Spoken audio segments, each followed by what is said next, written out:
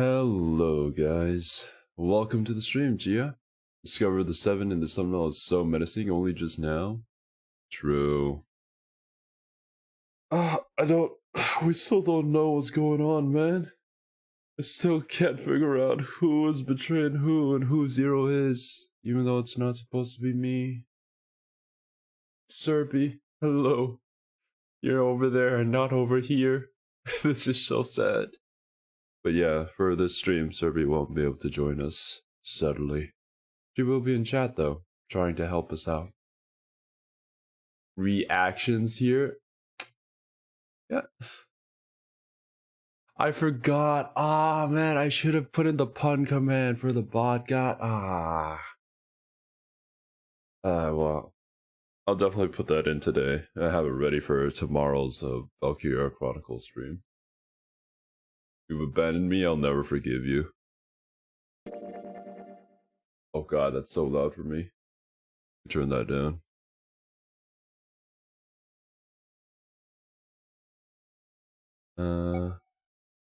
Yeah, it's this one. Yeah, let's try and find the true ending while Serpy's not here, though, so that she misses the actual ending here. Oh god. Ah. My eyes. Let me turn the game up a bit.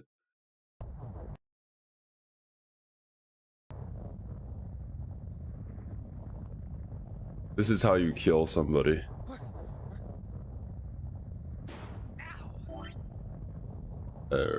Flow.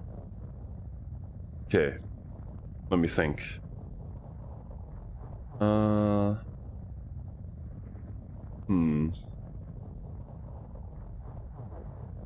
Maybe I'll go down the red key.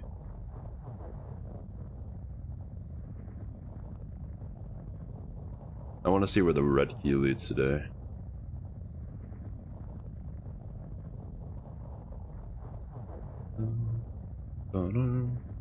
Is it possible to... Actually, wait. Is it possible to miss the red key in this part?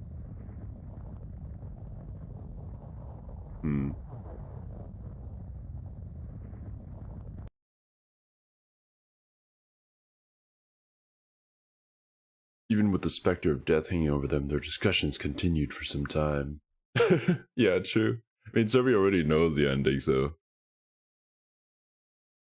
I thought we were finished with that topic. But then what should we do? We should talk it through. Oh my god, enough! All we're doing is talking! Santa threw up his hands, his voice filled with irritation? Talking won't solve anything! It can't help us find our way out of here!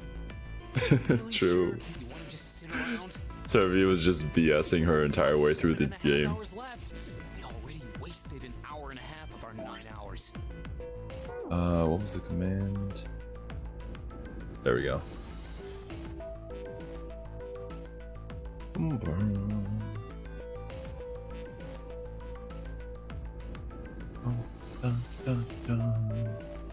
Yeah, to go through the white key route, yes, we'd have to pick the other door, 5, I think. So we just originally go through 4.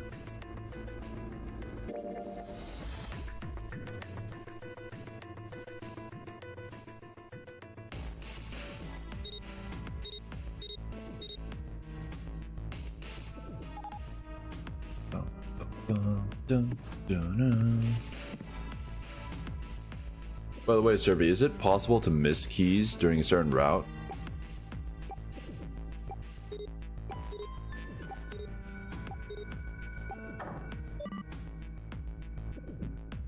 The beeping stopped.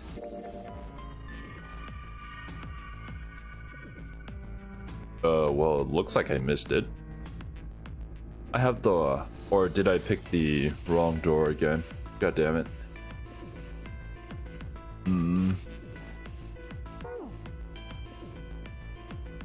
Actually, let me see before we jump backwards. Was it that just one decision? Whether it was the digital route was 4 or not? Oh man. Or did I misremember the doors?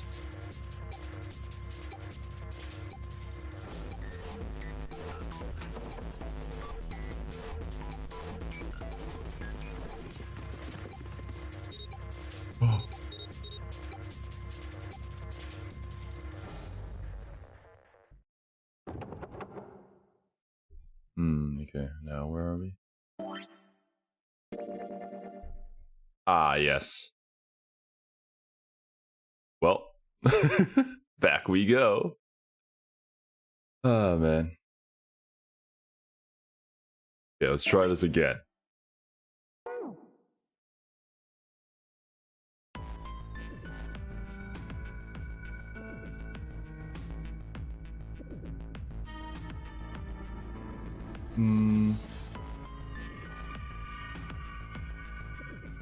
I don't think it's the decision with the digital route. It's just that I picked the wrong door. I misremembered which door went where. I mean, I might as well just try a different one. 3. It'd be 3. That means there's no way we. Wait. Hold something's off. Ah, math. Not Junpei's strong point. It's 4. Add up our 4 bracelet numbers and the digital. Oh, root is nice. 4. Then we can go into door 4. It just tells us that we're done. Thank you. Okay, we go through door 5.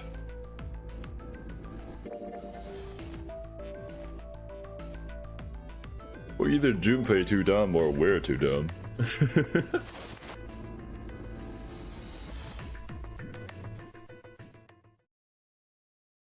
Bum, bum, bum. Dun, dun, dun.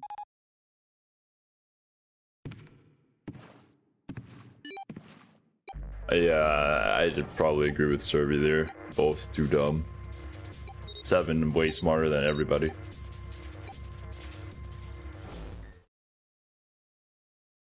Right? Are we on the correct path? Yes, we are. Okay, now I should be able to just jump straight to here, I think. Or is there something I need to pick up? Is that correct, Serby?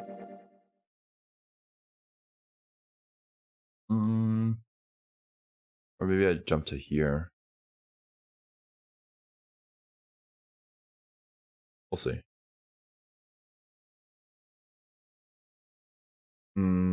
Check the door you need to go through before making the decision to... Okay. Alright, we're moving on. That's some nice spelling you got there.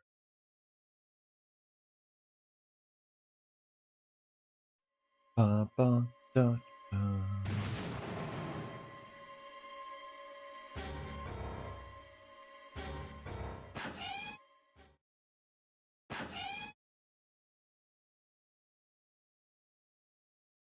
I actually don't remember this puzzle. Oh no, it was the one with the grate. Oh, seek a way out.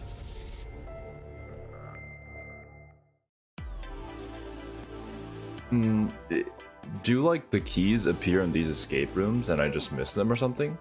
Or... Because it looks like these are still locked.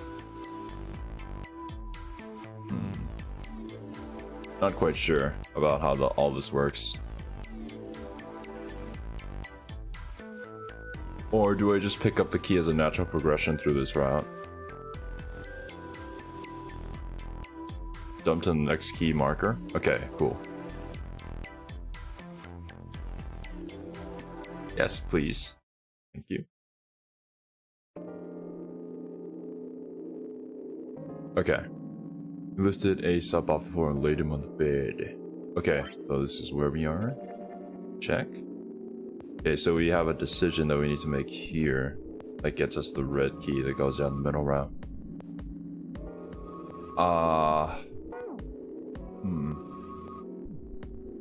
How do we go down the middle route again?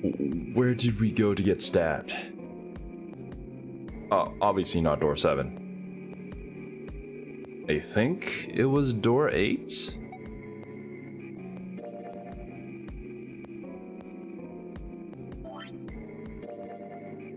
Yeah, okay.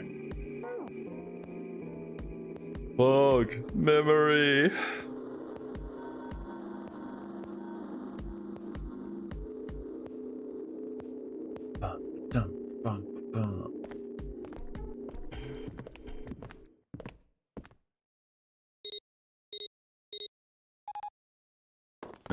Now I think about it, Clover actually reminds me of a character from Overlord.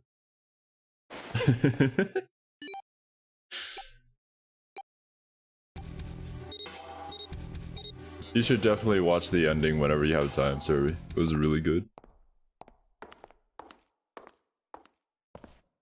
Ah. Right, are we there yet? Yeah, we're there. Okay, now I need... Apparently there's something in this room. I guess I had to do the room. And then make sure that I get the key or something. That's what I'm assuming. Computer locker? Oh, what did we find in the computer locker last time? Oh, I can just jump down further? Okay. No. Right? Well, I mean, we can always just warp back in time anyways.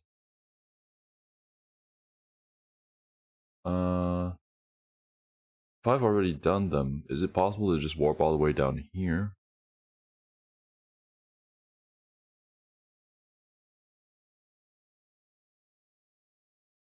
Let me check the flowchart. Please let me check the flowchart.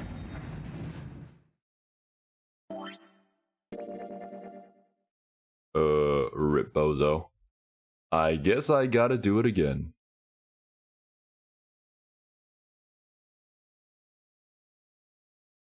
Yeah. Don't worry, I'm a smart one. And I have you right here by my side to help me.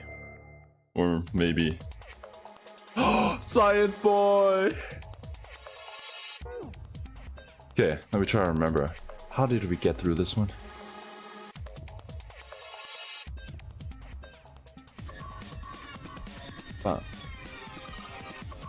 Oh, just done. Speed run. Please remove that. Please. Okay. Science boy. Okay.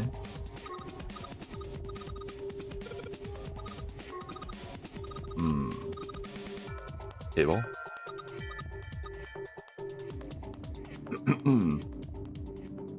Let me think. There was this computer. We need to find the key to turn that thing on.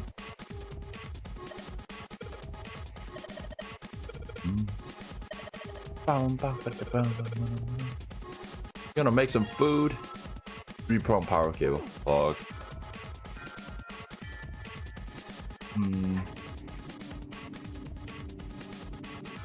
This is ethanol. Okay, I give the ethanol to you.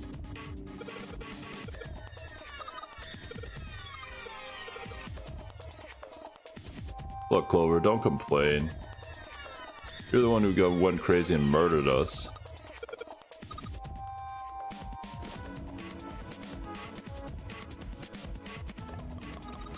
Right? Give me the tic-tac-toe.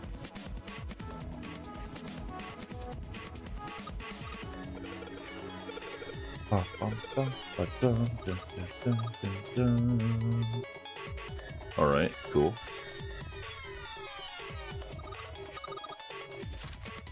Paper with numbers. Okay.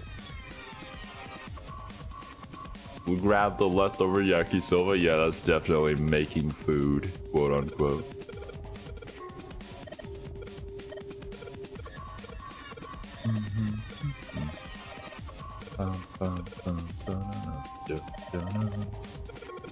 Riveting gameplay.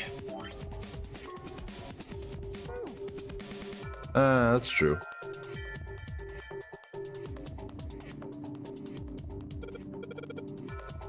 Yeah.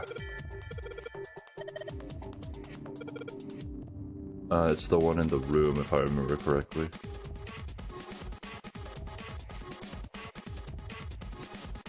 I guess I did not remember correctly. Oh yeah, it's over here. Oh. I remember getting stuck on this one. Let's get to the little metal thingies. Yeah, that's what I'm looking for.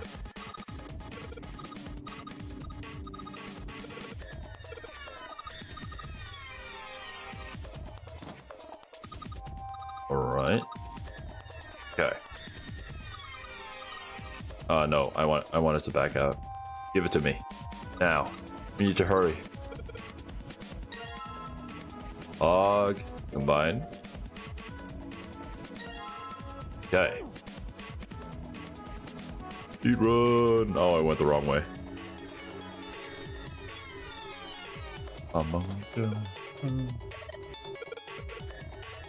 Hover on.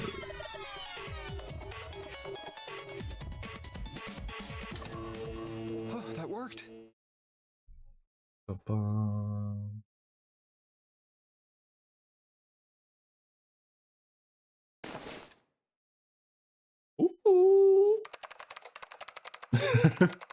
Once again, Junpei definitely looking at the keyboard.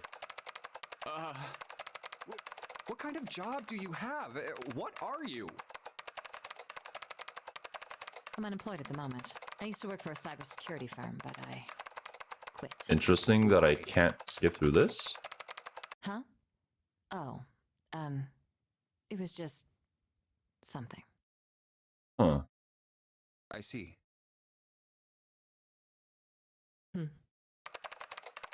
How's this different from last time? Oh, what are you doing now? I'm going to try and brute force it. Brute what? A brute force attack is... Well, the short version is that I just attacked the thing head on. The long version? Ah, okay. A brute force attack is one of the simplest ways to break a cipher. It checks every possible combination until it finds the right one. For a complex cipher, it can take a very long time. I hope I did this right. I'm writing a program that would run an attack like that on its own. It's not the most elegant solution, certainly. But given the circumstances, there isn't much else I can do.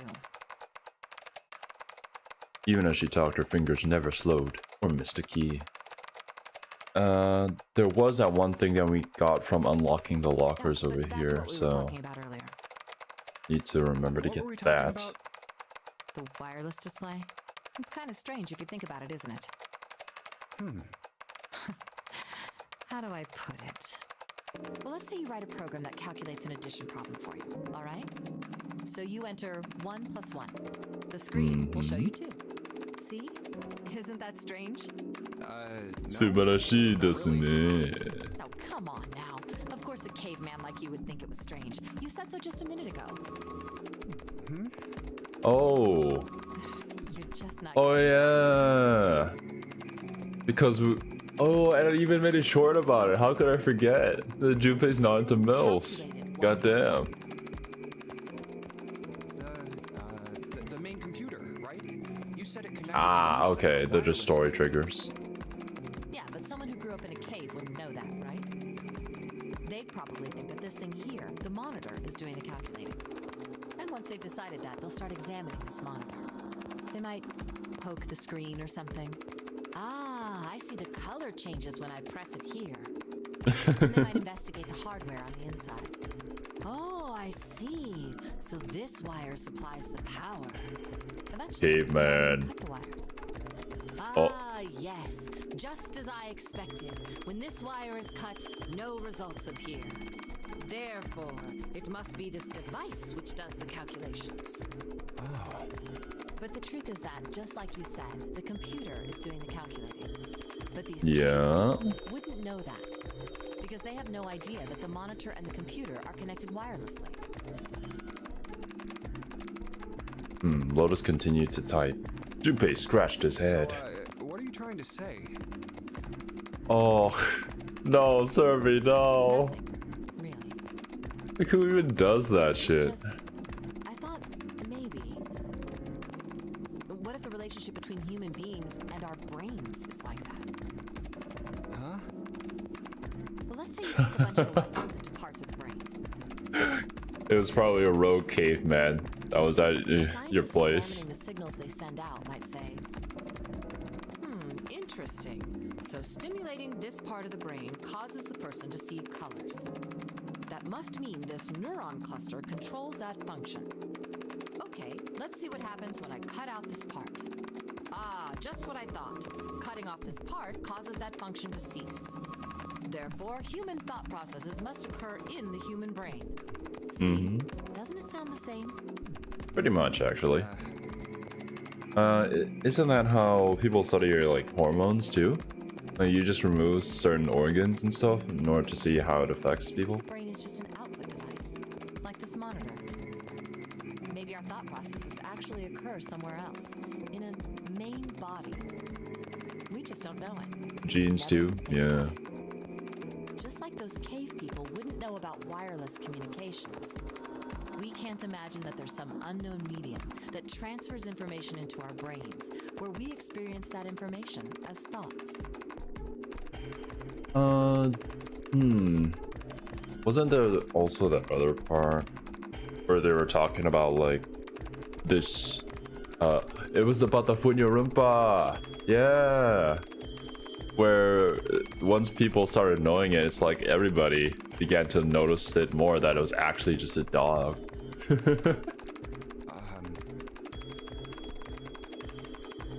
Junpei didn't say anything.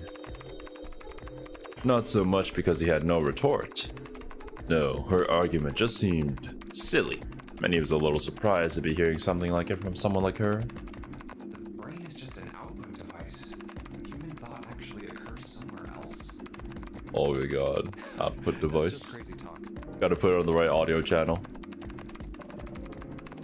Did Lotus really think that? He wondered. It was a little creepy, Junpei thought.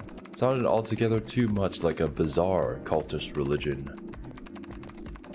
Maybe that's the cause of Seven's amnesia.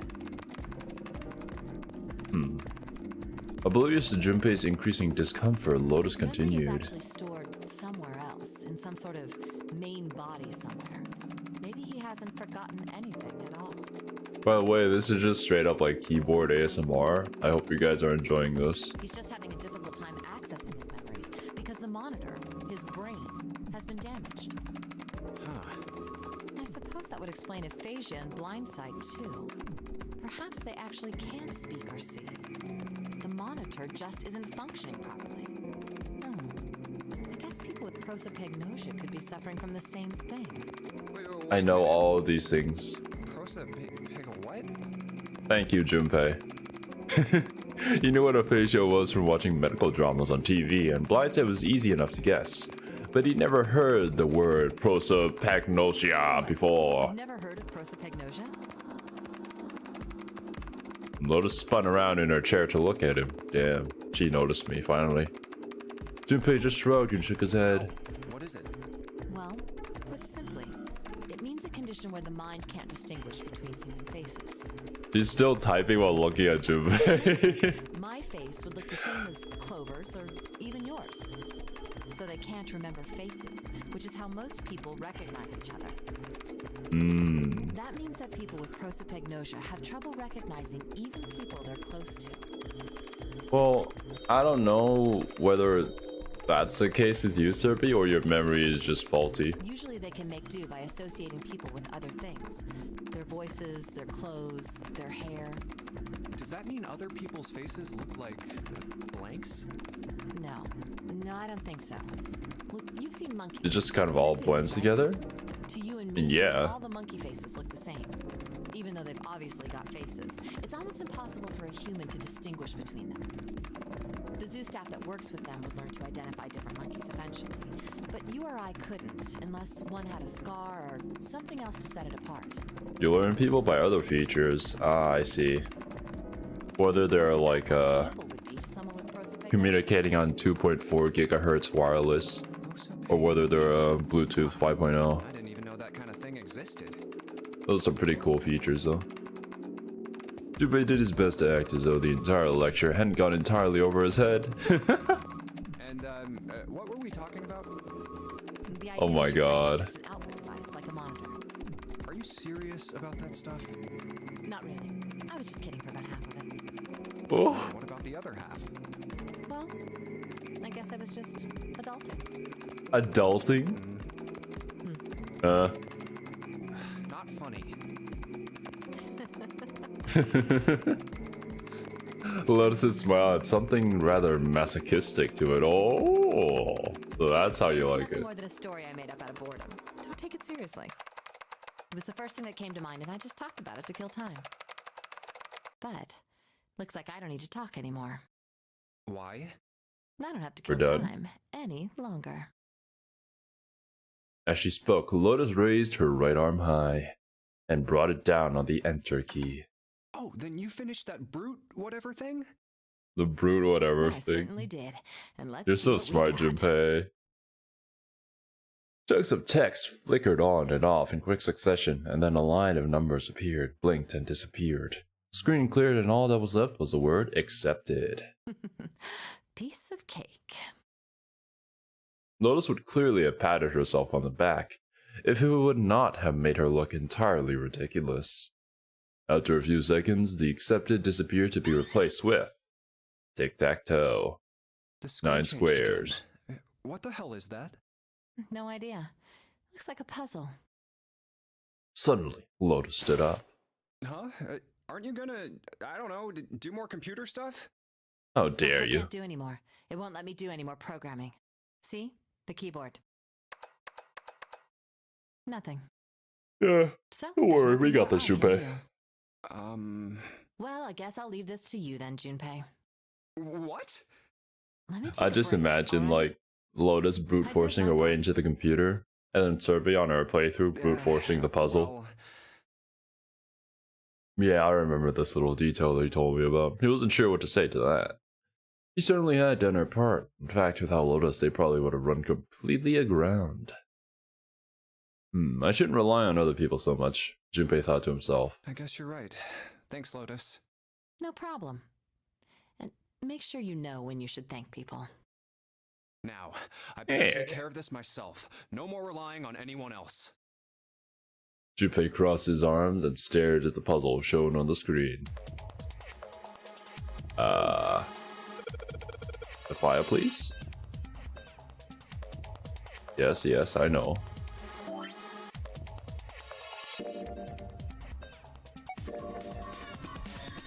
Okay. 1, 2, 3, 4. Right. Simple enough. Yeah. I know, Junpei. I know.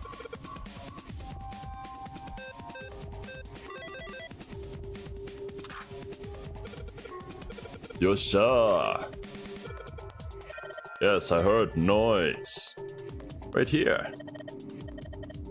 Look, Junpei! The lights on the lockers are green! Give it to me.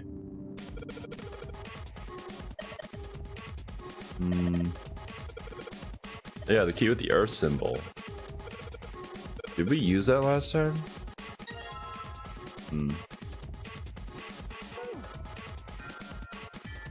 It was just at that moment that he heard a voice behind him. It was Clover. Hey, Junpei, do you have a minute? I don't know, do I? I can skip through this. Okay, it's not new. I Oh, this is wanted to new. ask you something. Junpei, you went into door 5 with my brother, right? Did you hear him say, like, anything weird? Huh? He kind of sounded like Pegasus from Yu-Gi-Oh, but I don't know if it was weird or not. Why is she asking me this? Junpei wondered. The more he thought about it, however, the more it made sense. Snake had been gone for a long time. Clover was quite attached to her brother. Of course she would have been worried about him. Well, let me think.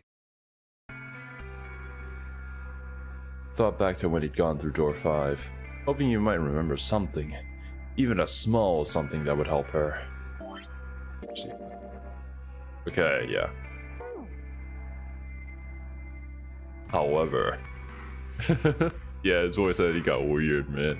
Sorry, Clover. I can't really think of anything. I mean, he did mention that his hearing exceeds that of a regular person, or something like that, but... Prince? That's about it. Wait, what? Why did I just randomly say Prince? No. Snake. Okay. Snake just, is actually a bad person. Clover's words are barely audible. She nodded vaguely to Junpei and turned to walk away. Hey, wait a minute. Hmm? Look, I don't know if I should ask you things, but...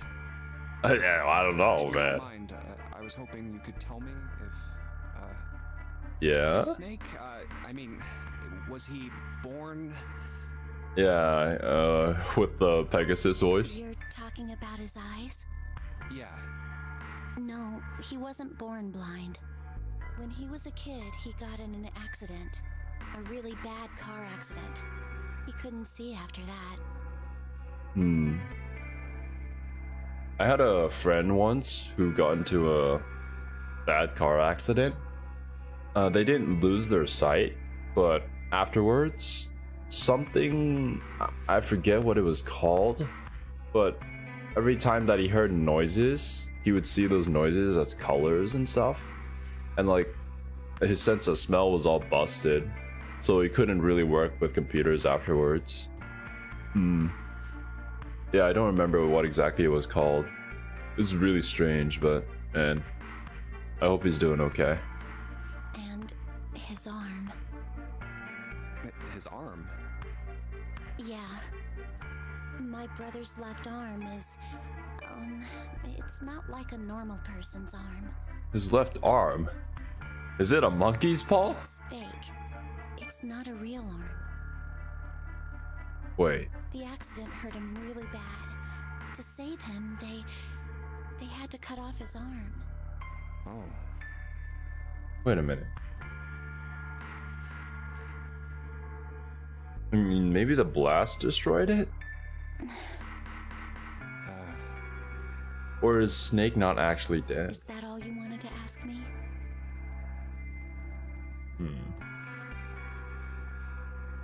Talking about her brother had clearly taken a great deal out of Clover. Junpei nodded. Look, I'm sorry for making you talk about all that painful stuff. Well, at least now we know, guys, that if we need a weapon, an emergency one, we can just rip off Snake's arm. It's not that. Beat somebody over the head with it. Clover only shook her head and walked off down the stairs.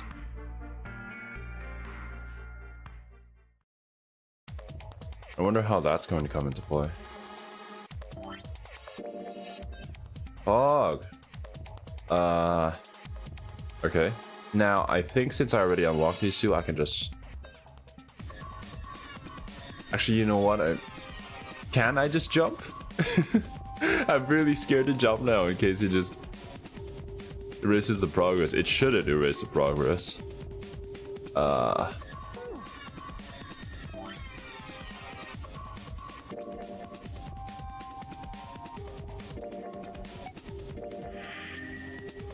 Okay.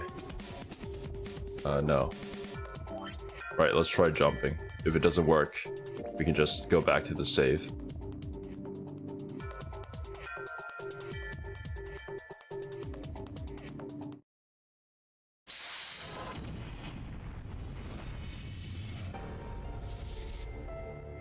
I mean, I am a mad scientist after all. Okay, check. Right, we should be fine. Hoping so. Now we just need to go through this room and find the unique cutscenes. Or unique dialogue, that is. I don't remember what I had to do here, which is the problem. Okay.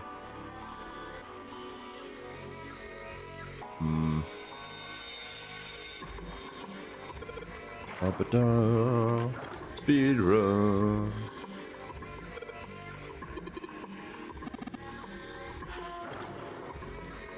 Okay. I think it had something to do with the stuff that's on the pulleys up here.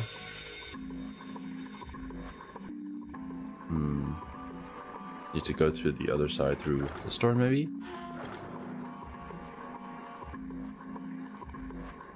Okay. Oh, yeah, we needed the handle from the other side, didn't we?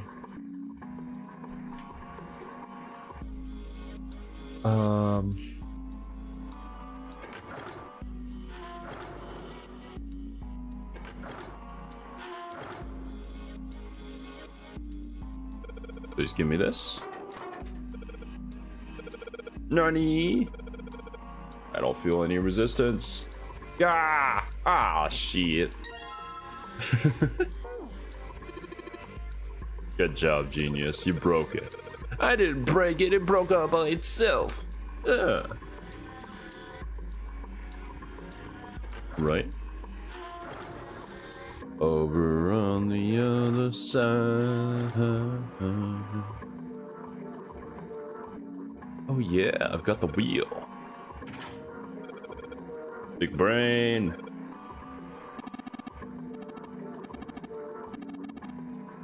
Yep.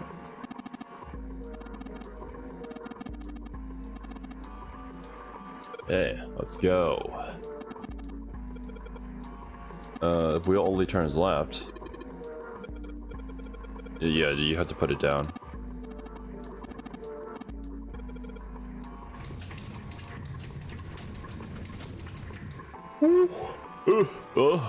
Ellipses noises. Has reached the floor. Yeah.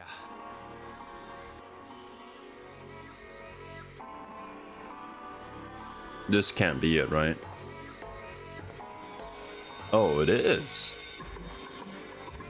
They stood there for a few more minutes, no one speaking, until Santa turned and walked away from the winch. Junpei and Ace followed him. You know, speaking of experiments, Well, what is it now, Santa? Santa suddenly stopped. there was this experiment some scientists did with rats. First, they took a squarish C-shaped tank and filled it with enough water that the rats could drown in it. The tank has 2 exits. Just to make it easy, we'll call one A and the other B. Okay. Exit A is pitch black, so dark even a rat can't see anything. But exit B is electrified, which means the rat can't leave through it. So, what would a rat do if it was put in this situation? Which exit would the rat choose? There was a moment of silence after Santa posed the question, and then Ace responded. B, of course. The rat has no way of knowing that exit B is electrified. Exactly. The rat goes to exit B. Of course, like I said, it's electrified, which means the rat can't get out that way. Yeah, U-shaped, C-shaped. It's all some sort of So, after a shape. lot of trial and error, the rat finally finds exit A. Well, I mean, the way that he showed it is more like a reverse It's C. very interesting or relevant. It's simply the story of a laboratory experiment. You're right. It isn't very interesting. Yet. See, these scientists repeated this experiment over and over. Is this the continuation of the theme where, like, there's like a greater consciousness and the rats learn from the previous experience of other rats? Using hundreds of different rats over several generations. This produced some surprising results. With each generation, the rats took less time to find the correct exit. Eventually, a rat was put in the tank who instantly chose exit A without even attempting to go to exit B. But that wasn't the most impressive part. How is this? How are we tying this into the story? Another laboratory, far from the original one, with the same results. Is this just like an explanation as to why we're getting through the puzzles faster? No, on second thought, the results weren't really the same. The rats in this second experiment began the trials with significantly faster times than the first rats in the initial one. These rats weren't related to the others and had never even come in contact with them.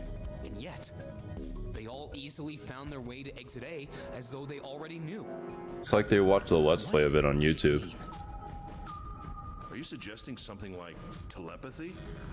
They were passing information to one another through some undetectable medium? Ace looks skeptical. Santa snorted at him. How the hell would I know?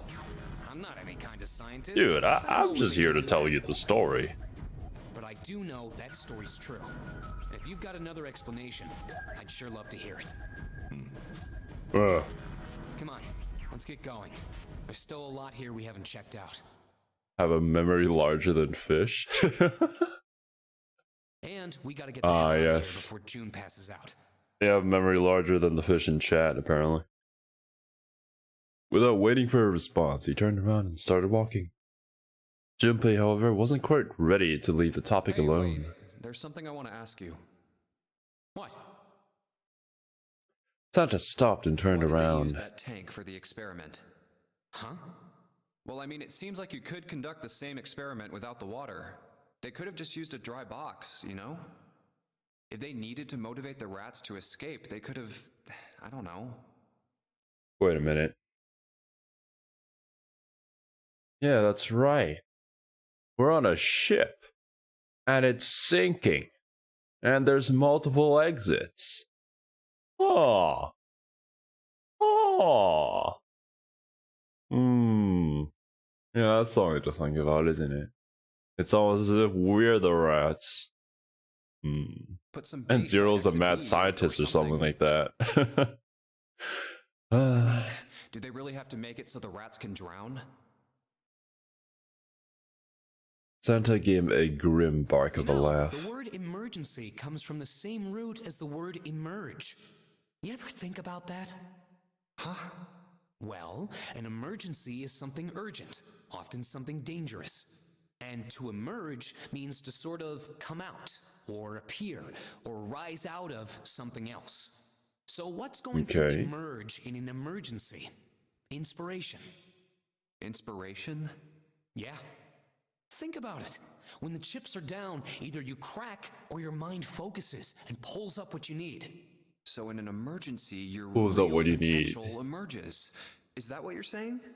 Like, say, a browser window on your second monitor to pull up what you need in case you get stuck. That's why the rats had to drown. They had to be in danger. There had to be an emergency for inspiration to emerge. I guess this kind of applies to a lot of things, though, right? Like, hardship improves the human condition, I would say. People who have it rougher than everybody else usually work harder than everybody else, and most of the time end up in a better place than those who have everything already and just don't do anything with it. Oh. At least that's what I've noticed. Junpei suddenly felt cold. The back of his head was aching, and his stomach felt strange. Okay. Let's get through this.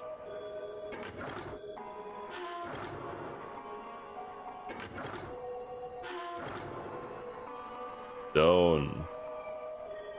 Actually, wait, is that all we needed? Okay, fuck.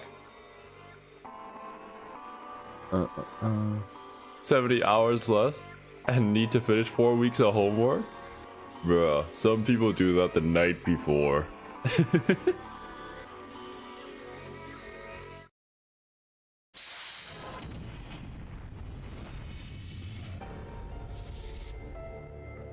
Right, please don't tell me that I need to do the moving the blocks again. God damn it. Remember that time when the game was just like, oh yeah, you guys are dumb. I'll give you 1 extra move. No, wait, did he give us 5 extra moves, I think? The homework takes 4 weeks to do. Yeah, that you're right. But still, I know some people who do that the night before. And then they come calling me at like midnight, telling me, hey, Xero, please help me. Right.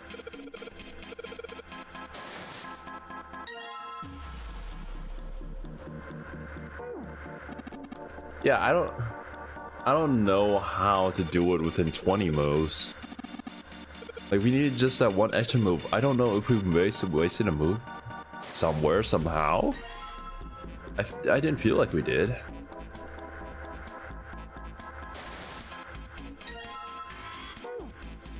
Could be wrong, though.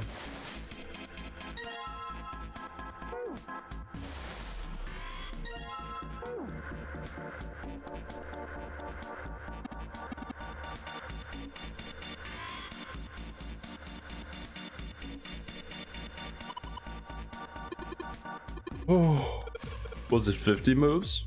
Yeah.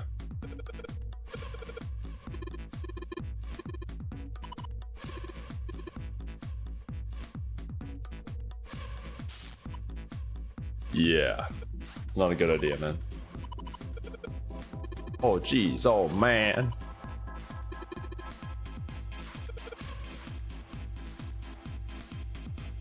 Oh, wait. Is this... Okay, no. That's not something I can click on. Nice.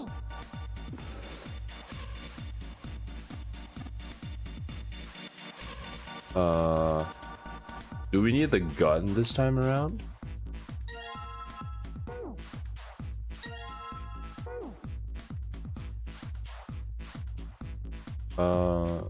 Wait, am I missing?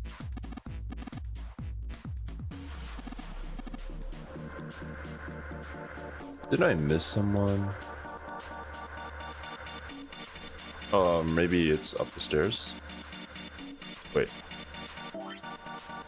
I have 8, yeah.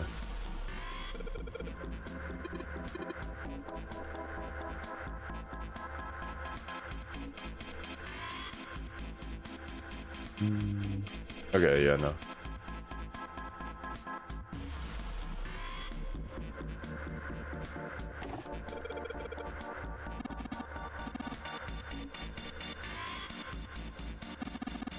Oh, yeah, it was right next to the... There you are. Right. Now let's do this. We finally have all 9 picture cards. We just need to insert these cards into the slots at the front of each box. Bum bum bum. Oh. Junpei heard a noise. He spun around just in time to see June collapse in front of the fence. June, are you okay? She did not respond. Junpei spun back around to face Ace. I'm sorry, I gotta go check on her. You finished the box thing, alright? I'm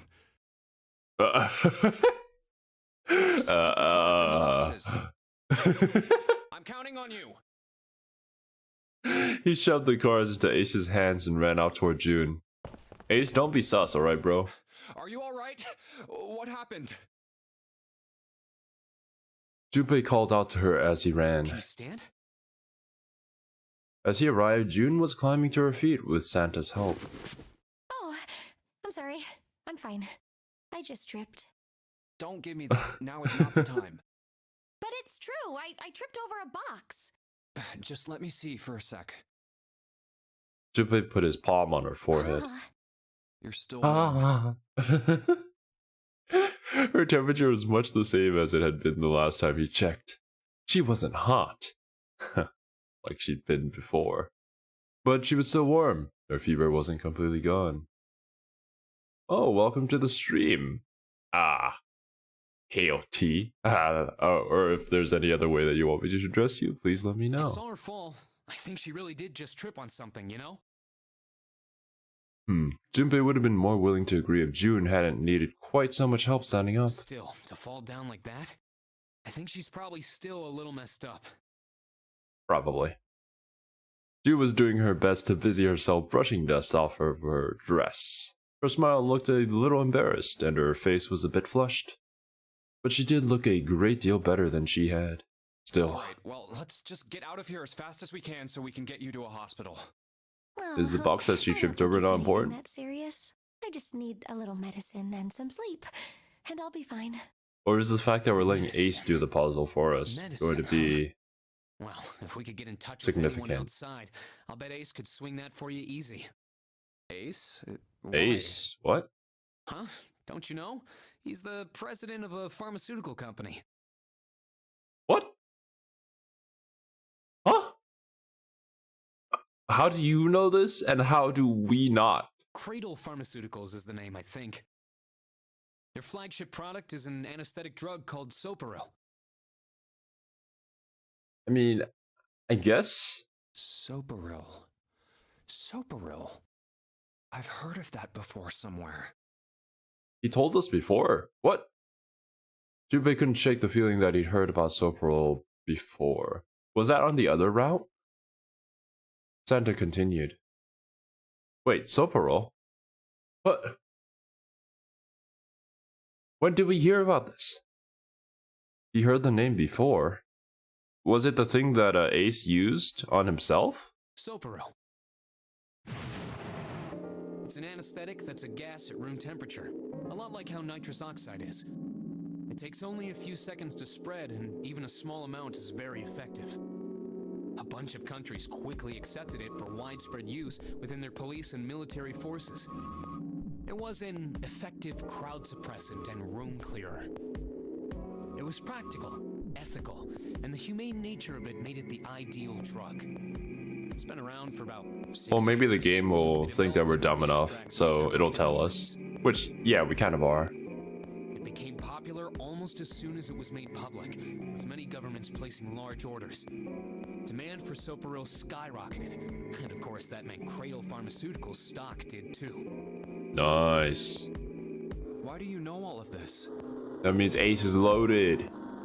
Santa's information was interesting, but Junpei couldn't help but feel a little sus. Santa's reply was blunt I and heard it from the simple. old man himself. From Ace? When? By the number 4 door at the central stairway, when we were searching the second class room. Remember how Snake, 7, and you went to door 5? It was back then. I Ah, asked him what he okay. did for a living, and he said he ran his own company. After that, we just started talking, and I guess it just came up, you know? Huh. Ah. Are you worried about something? No, nothing. This is kind of worrying, though. No. Oh no, Ace, no! Ace needs help from the developers. He seemed to be having difficulty with the 9 What is he boxes. doing? He turned back to June and Santa. June, don't push yourself, all right? Yes. Santa, could you take care of her? I'll go check on Ace. Looks like he's having trouble. Sure. He gave them both a short nod, then turned and headed toward Ace. Yo, dude, What are you you just doing? put the cards into the number, yeah? Ace's back was to him as Junpei approached. The older man turned around to look at him. His face was pale and covered in sweat. What happened? Are you okay? Nothing. My vision has gotten rather blurry, I think, because of fatigue. I can't see very well at the moment. Are you okay, dude? What can't you see well? These pictures. Ace held the cards out to Junpei, splayed out in the shape of a fan. I don't care to admit it, but I may be developing presbyopia. Ah. Growing old is a difficult thing. He made the best attempt he could at self-deprecating smile, but his face was flushed, and his lips were pale and drawn. At any rate, I'll leave the rest to you. I'm feeling awfully tired, so if you don't Oh. mind, I'd like to rest for a bit. I feel like it might be more than that, but eh. He shoved the cards into Junpei's hands and walked quickly away. Junpei looked at him quite quizzically. Simply looking at cards that have tired him out.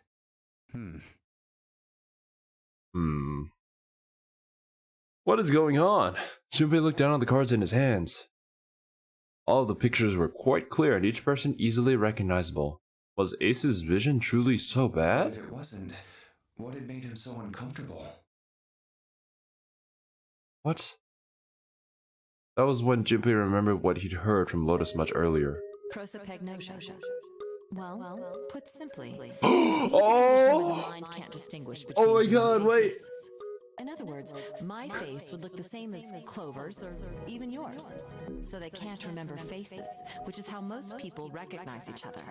Oh yeah, it's all coming together, People baby. with prosopagnosia have trouble recognizing even people they're close to. Maybe he's got prosopagnosia? But I mean, what bearing does this have on the story? Junpei took another look at Ace. He sat at the base of the stairs looking quite depressed. Aww. Well, he looks depressed enough to have it. If he really did have prosopagnosia, there was no doubt it was a depressing and painful experience. Still, Junpei didn't feel like patting him on the shoulder and telling him everything would be alright. Would help that much. Still, Junpei felt perhaps it was best he keep Ace's condition to himself, at least for the time being. Doing his best to clear his mind for the task at hand, he turned back toward the boxes. Time to solve the 9 boxes puzzle. 9 cards with pictures and 9 boxes. 9 persons, 9 hours, 9 doors. Ace's card is in box 1, Snake's is in number 2. I just need to do this. Okay, now we got the pins. Let me check the flowchart. We don't have to do the puzzle, let's go! Actually, just in case. Big brain time. Save. Return to title screen? No. Right. Let's see what this path has to offer. How are we going to horribly die this time?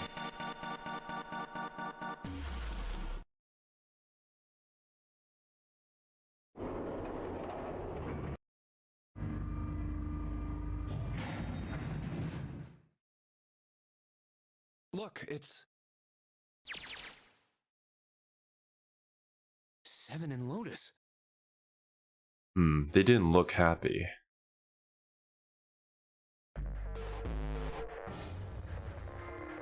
This is the part where Lotus goes down and gets stabbed.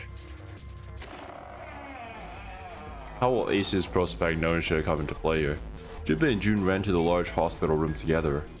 As quickly as they could, they searched around and under the beds and in the corners. She's not here. Oh, this is when Clover went missing? Alright, just in case, we should go take a look in the shower room. Well, I mean, actually now that I think about it, Clover being the one who stabbed Lotus also makes a lot of sense. Shower room? That's where her brother is. She might have gone to see him. June bit her lip. She knew, as Junpei did, that there was only one thing to see in the shower room, and it wasn't pleasant. Well, we might as well check, right? Let's go. There was a screwdriver stuck between the door and the frame. We can still get in. We should thank 7 later. Yeah, we should. Junpei and June slipped through the door, moved down the hallway, and stepped into the shower room.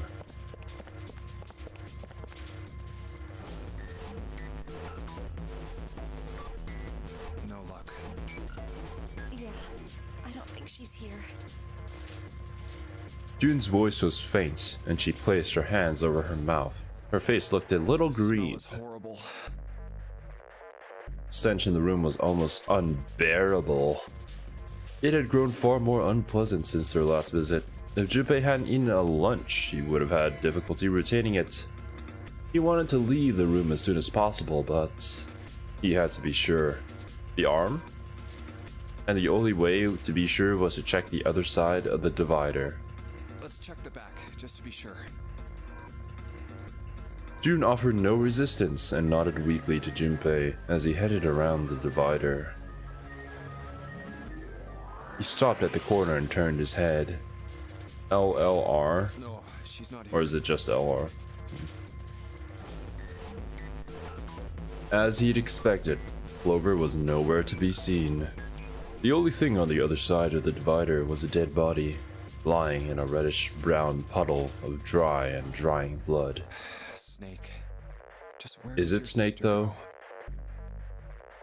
Junpei whispered to what was once Snake. He'd asked rhetorically, of course, as there was no way he'd get an answer. He gave a deep sigh. Horrible way to go. The skull shattered, the left arm's hideously twisted. The left arm's hideously twisted. Wait. Yes. Thank you, Junpei. Thank you. It's not Snake. The bright white of the ulna was clearly visible through the remains of skin and muscle. Bright white. Ulna. Bone. Arm. Oh, oh my god.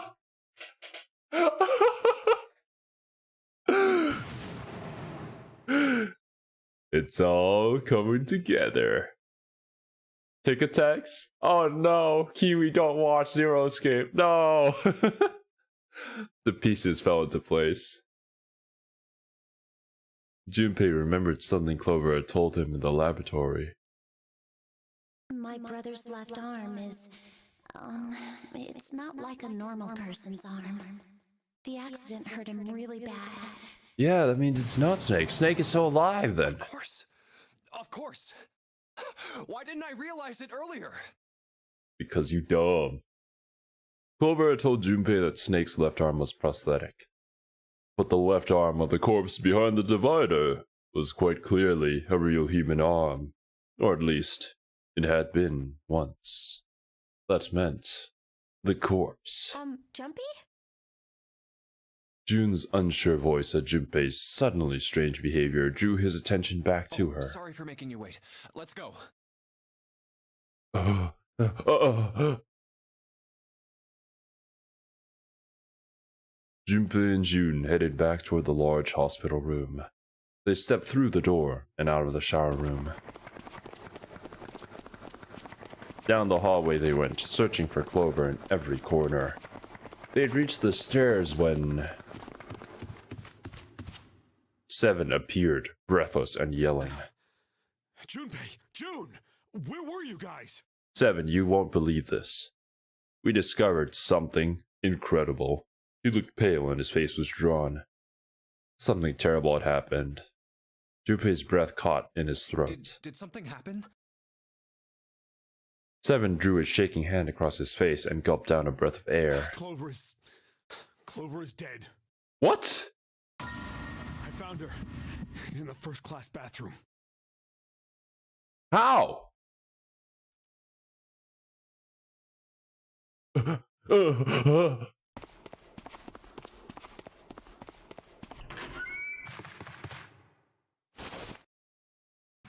Here in this room?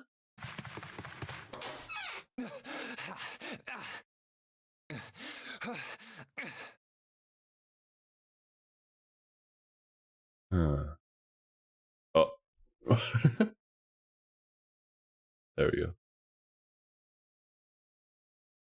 All sound ceased for Junpei. The world was an empty, muffled expanse.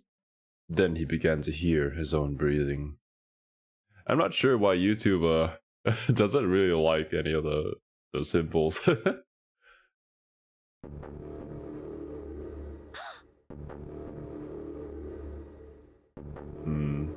Yeah.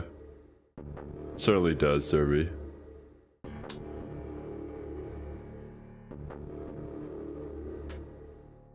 Well, well, well, how the turns have tabled. Actually, no, I should be sad that Clover's dead, yeah. Jude's mouth moved, but he heard nothing.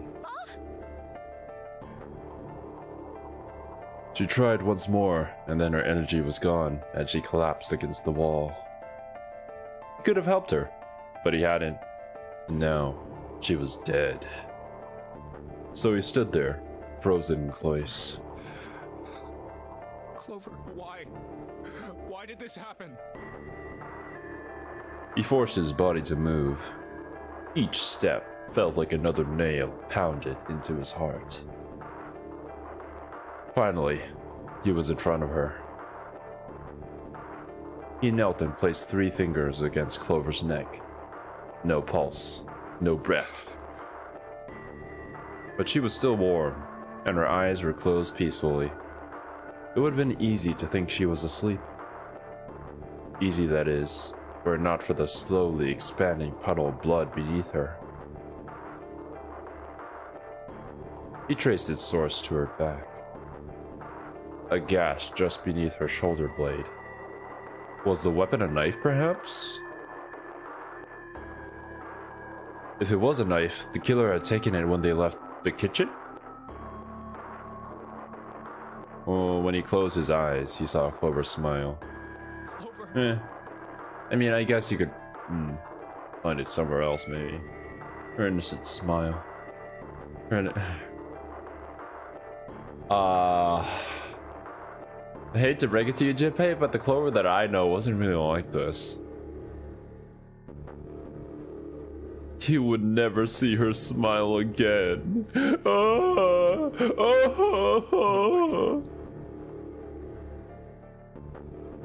He could have done something. He could have helped her. His stomach twisted itself in a sickening knot. Let's get out of here, June. Junpei lifted a limp June from the floor and carried her from the bathroom. Why was she here? Who did this? Are you alright? I'ma smack some people. It was a foolish question, and he knew it. Yes, I think so. Her voice was weak. The fever had gone down, but the emotional scars she'd received were not likely to recede as quickly. Junpei laid his hand on her shoulder, and they walked back to the bedroom. You should get some rest. Here, the bed. Can you sit? Yes. She nodded once, and stared at the floor.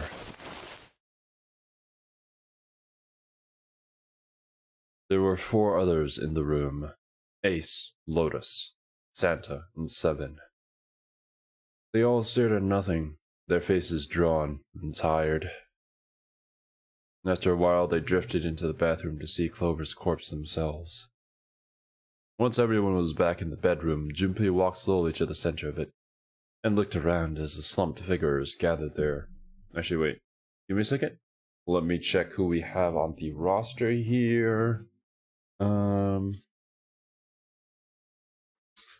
Where? Ace, Snake, Santa, Clover, us, June, Seven, Booba. So, whoever did it has to be here, or else it was Snake that did it. Oh, and that's why I called Snake Prince, because that was the nickname that Junpei gave Snake in the very beginning. I was like, wait, why would I recognize him as Snake, Prince from Tower of God? Interesting. But now that we know that Snake's body was a fake, or was somebody else entirely. Who was the first to find the body? Me. You're the most sus, Seven. Seven spoke from behind Junpei. He turned around. Seven's hand was up. Why did you come to this room? To look for Clover, why else? I found her body in the bathroom. As soon as I did, I ran outside. I got to the top of the stairs by the casino and yelled as loud as I could. Hey, guys, I found her, but it's bad. She's in the bathroom in the first-class cabin. Come quick! Or something like that. Then I went back to the bathroom. Seven's a sweetie. He wouldn't do this. Santa and Lotus showed up real soon after that. But I guess you two hadn't heard me or something because you didn't show. So I took off down the stairs to look for you. After that, I mean, you know the rest, right? Junpei nodded and closed his eyes. There was one more thing he needed to ask. Seven, there's one more thing I'm worried about. What? You stuck one of those plates in between the door and the frame, right? Why did you do that? Come on, didn't I already tell you that? I did it so that the door wouldn't lock. So we could come back to this room? Oh, you think I did it? Well, I don't know. That kind of depends on what you say, doesn't it? Oh no, now we're going to be sus of each other, and we're all gonna die. Oh. For crying out loud. Seven sighed and shook his head. Follow me. There were two doors standing next to one another. He opened the one on the right. A closet? Yeah, this is the one with the 7-step inside. He stood in front of one of the shelves that filled it and gestured toward a small box. The box was a small metal cube. He looked at Junpei. This is the reason. This safe. We couldn't open it when we were getting through this room. I figured there might be something pretty important in it. I couldn't stop thinking about it. I figured eventually we might figure out what the numbers are for the safe. And if we did, I didn't want to screw around with door 5 again. Wait. When we went down the other road into this room, did 7 go back and open it? So I put the plate in the exit door so we could get back in that way. You get it now? Yeah. Junpei nodded and looked at the safe. He grabbed the handle and shook it. Figured it wouldn't open. Yeah. It would open, yeah. It was as locked as it had been when 7 found it. There was one change, however. Just underneath the safe was a pile of fine reddish-brown powder. Rust? Junpei stared at it, If considering. there's rust here, that means... Has someone opened the safe? Wait. Huh? Junpei left the closet. 7 followed him back to the bedroom. Clover, or the person who did Clover in? You made it? It's all your fault, Mr. Fox. But yes, welcome to the stream. Huh? It was cold and quiet. No one spoke. It's all your fault that Clover's dead, Mr. Fox. That's what I'm talking about. How do you not know? Stop trying to play innocent. They sat, frozen in place, by shock and grief and fatigue. The room felt tiny and oppressive, and the thick metallic smell of blood filled the room.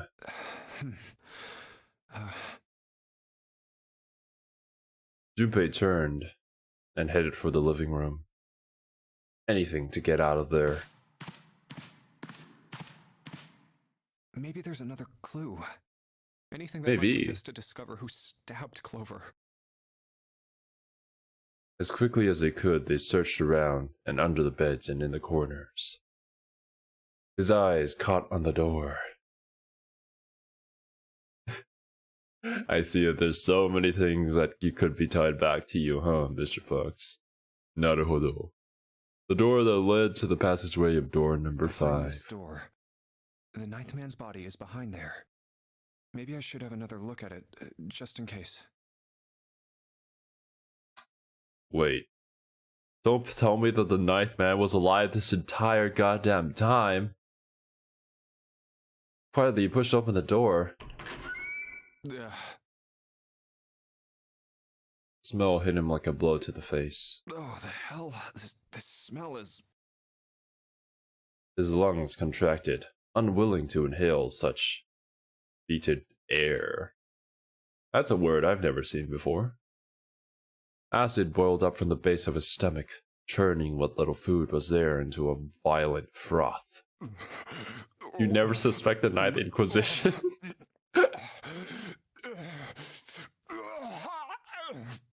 Whoa. It was too much for him, and he vomited. A thin stream of yellow water and bile spattered onto the floor. Oh, damn. He wiped his mouth weakly and stared at the dead body. Chunks of torn flesh lay in an arc around the body. What remained of its intestines had slid out onto the floor. The pool of blood that framed it was half dry, but so thick that it had taken on a texture not unlike that of an egg yolk, prepared sunny side up. Hey Xero, you know how to get more viewers? Easy. Put anime titties in the thumbnail. Boom. On the floor next to the broken mass of the man's head blazed glasses, cracks spreading across the lenses. The bloodstains near them had already dried, like scabs on the floor. Wait. God damn it. What? This bee will never die. Oh. Yeah, I'll do Zero Escape test stream part 10 next time. That was when he noticed. It's gone. His bracelet. It's gone. Oh shit. Well, the fact that he's number 9 too also means that it's just an extra number that can act as an extra person so they can leave. It was right next to the glasses. Did they take Clover's as well? But now it was gone. The number 9 bracelet was gone. Why? Had someone taken it? Yes, obviously. He was turning it over and over in his mind when he heard Seven's voice. Where'd Junpei go? It had drifted out to him from the living room. Junpei walked slowly out of the hallway. Oh, there you are. Were you looking for something in the hallway? Seven looked up as Junpei entered the room. Did you find something? More like, I found something that wasn't there. Wait, what? No. He thought for a moment before he responded.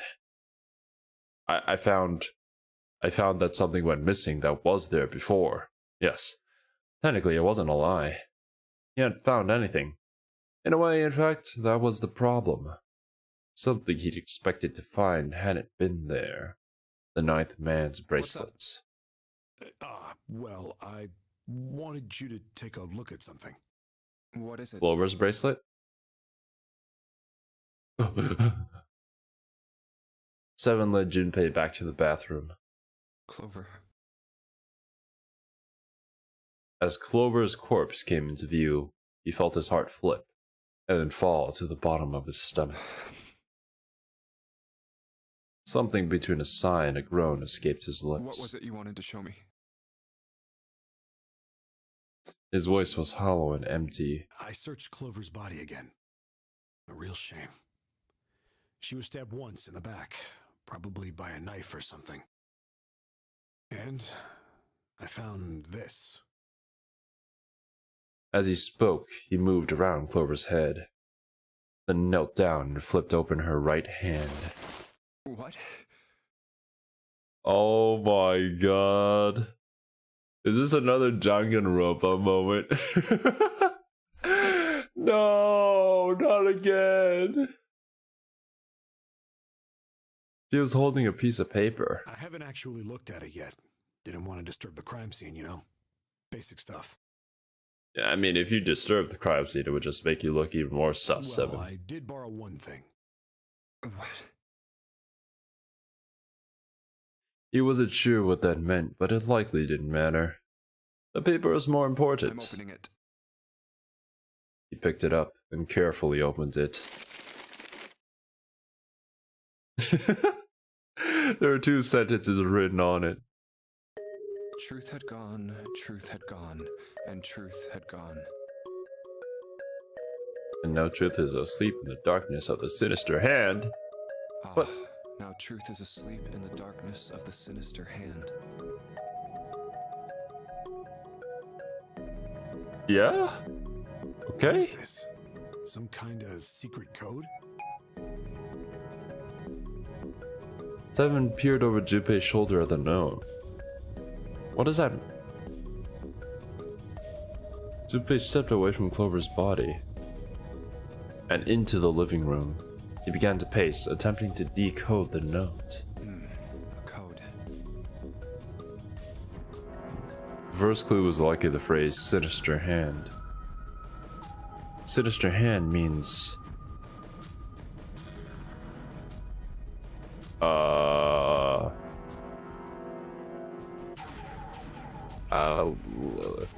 left hand?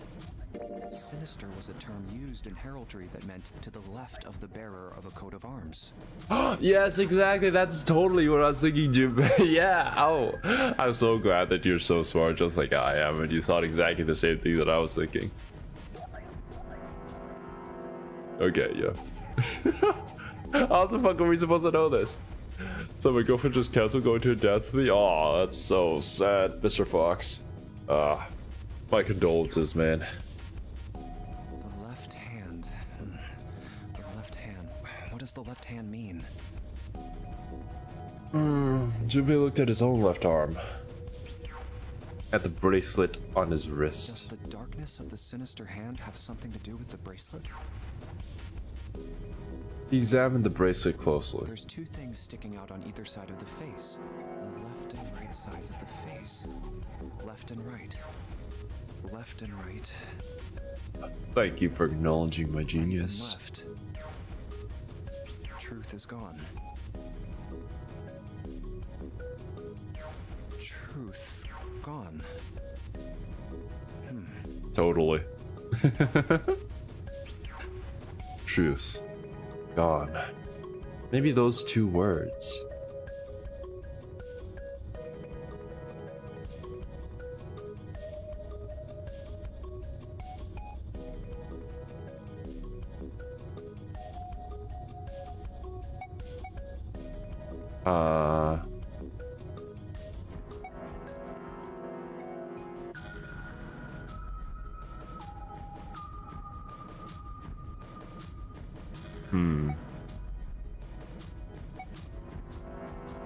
What would switching the sentence around do?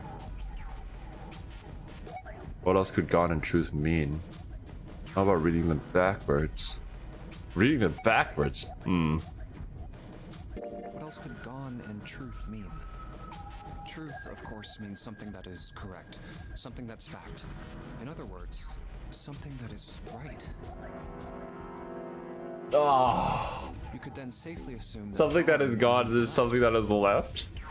What? What kind of cryptic shit is this? all after someone left, they were gone. But in this case, they clearly refer to their directional homonyms. Then truth equals right, and gone equals left. Junpei looked at the bracelet again. The left and right of the bracelet. These two things sticking out. So if I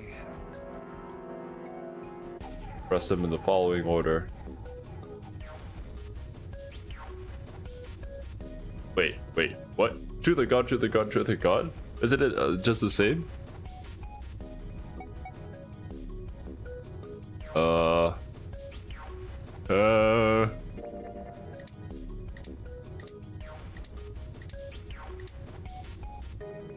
And then... What?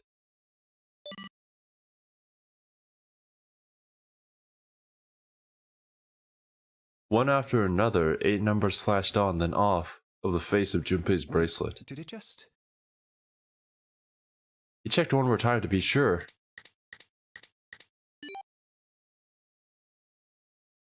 One, 4, 3, 8, 3, 4. 1 4 3 8 3 4 2 1. Oh my goodness. Gracious me.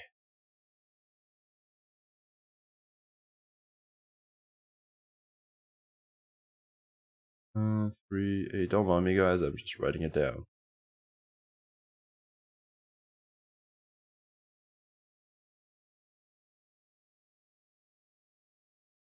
Huh? 1 4 3 8 3 4 2 1. Hey, what are those numbers? Junpei didn't answer. He couldn't answer.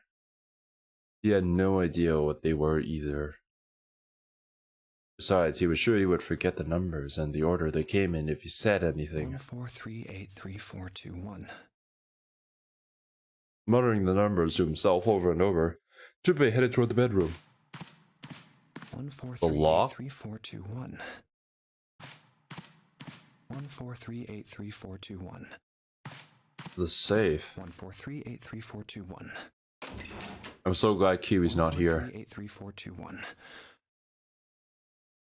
Before long, he found himself in front of the safe again. Its lock was the only device he could think of that required a sequence of numbers such as the one he'd just discovered. Besides, someone had opened the safe at least once already. Had Clover come to the bedroom to open it? Junpei slowly dialed in the numbers the bracelet had given him. 1 to the right, 4 to the left, and... Oh.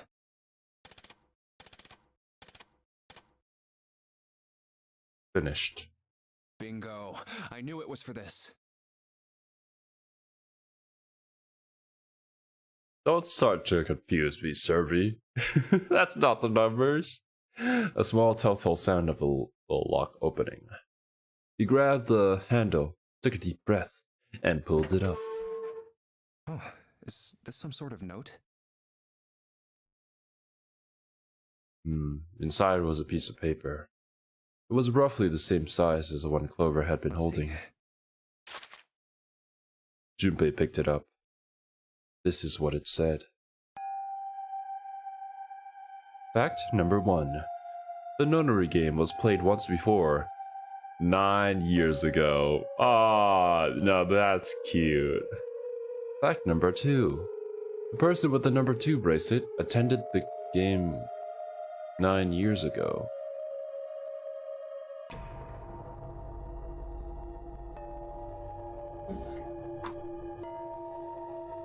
Snake?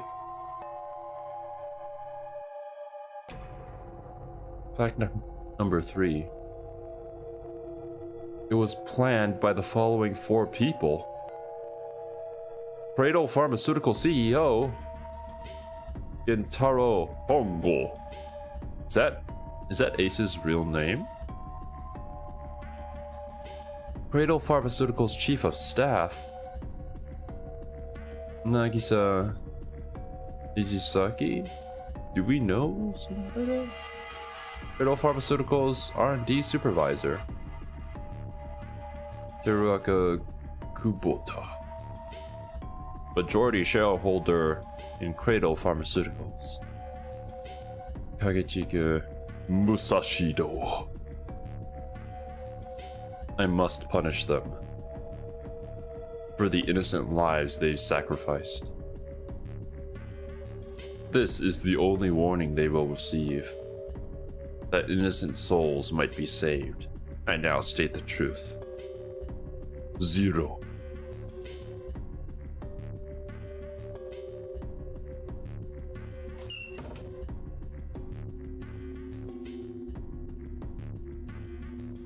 What? What the?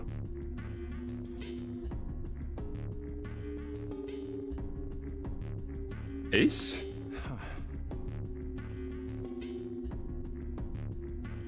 There were 5 people waiting for him in the bedroom. Ace, Lotus, Santa, Seven, and June. He looked at each one of them in turn, then slowly placed his hands in the pocket of his vest. Sorry, but do you think you could all come with me? Come with you. I want all of you to go to the big hospital room. I will have to decline that, Mr. Fox, thank you. If you want to start it, and as long as you're not hurting anybody else, I'm not opposed to it. But, I would rather not be a part of that. There's something I want to be sure of. What do you want to be sure of? I want to know if the person I suspect is really the culprit. Wait, then you're saying... Yeah, I think I've got it figured out. I know who killed Snake and Clover. But that's the thing, right? The body wasn't Snake. The atmosphere in the room changed. Grief was suddenly gone, replaced by tension like a strap of leather, stretched to its limit. 5 sets of eyes stared at Junpei. He pretended not to notice. Anyway, if you could all please move to the big hospital room. I'll explain everything as soon as we get there. Duh. And almost as if on cue, the bell began to ring. Oh shit, are we out of time? They all heard it. It was the bell from the clock in the main staircase. The bell rang 5 times, then It's ceased. 5 o'clock. We've only got an hour We left. don't have a lot of time left. Let's go. Slowly, one by one, they followed Junpei out of the bedroom. My god, this route is getting so spicy! Ah!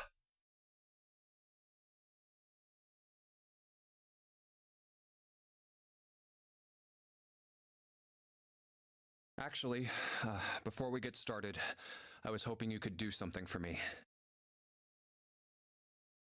Junpei stopped in front of door 3 and turned around. Ace, 7 and Lotus, could you please place your palms on the red? Hmm? Huh? Why? If we need to get to the shower room, why don't we just... No, we're not going inside. Once you've authenticated, step away from the door. Why? Please, just do it. Or perhaps you don't want to know who killed Snake and Clover. Junpei's implication was clear, and 7 understood perfectly. Fine. What about you, Ace, Lotus? Very well. Sure.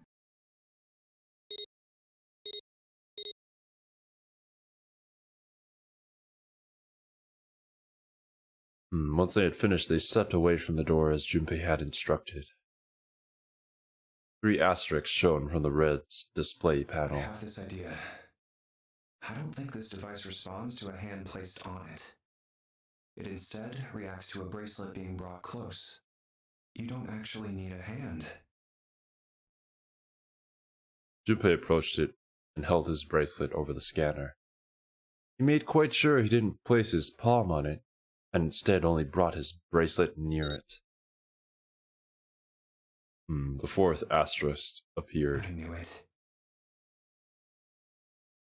Just as Junpei had expected, it was possible to authenticate without placing one's palm on the red, so long as a bracelet was brought near it. Junpei pulled the lever down.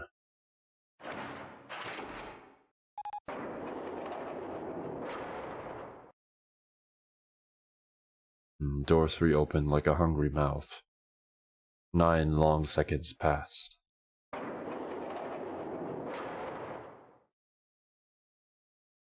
And the door shut, unfed. Junpei walked slowly back to the others who were waiting some distance from the door, talking to one another. Sanja and June had joined them as well. Huh? It looked as though they hadn't found a chance to break into the conversation yet. As Junpei approached, they turned to look at him, curiosity playing on their faces.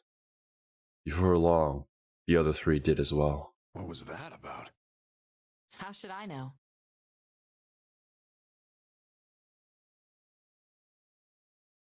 Clearly, they were all expecting some answers. Thanks. I appreciate your cooperation.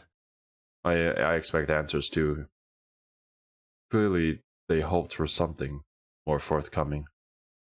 Continued. By the way, Ace, would you mind if I asked you something? What is it? Do you know who I am?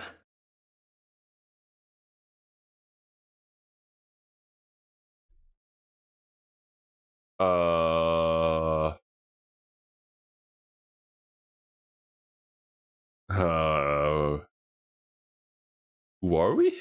Wait. Totomate. What? What kind of question?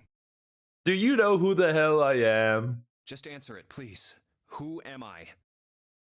You're Junpei, of course. Who else would you be? Unfortunately, that's the wrong answer. Wait, are we part of the pharmaceutical group as well? Or are we Xero? Wait, I am Xero. Wait a minute. It's all coming together. Actually, I'm Santa. Huh? What?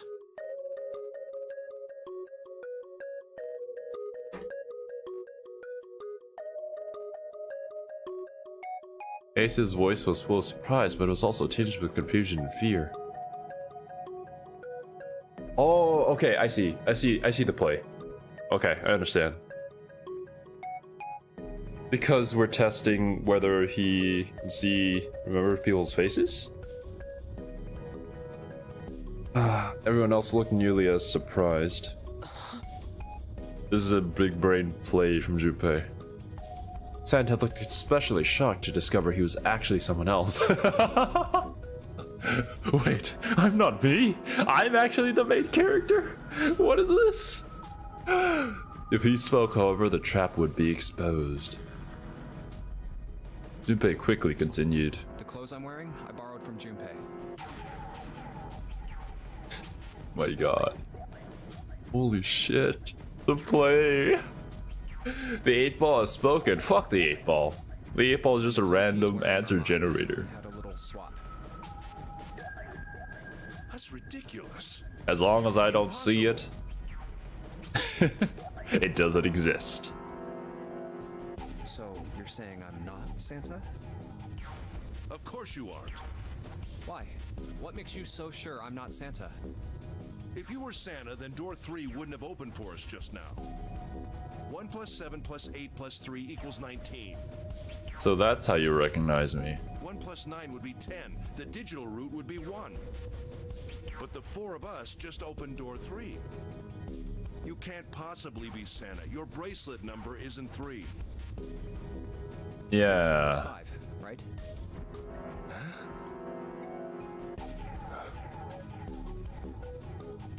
Only then, when it was too late, did Ace realize his mistake. He set his jaw and glared at Junpei. You're exactly right. My bracelet number is 5. As he spoke, Junpei lifted his wrist up to show everyone the bright red 5 on his Sorry, wrist. I tricked you. Of course, I'm not really Santa.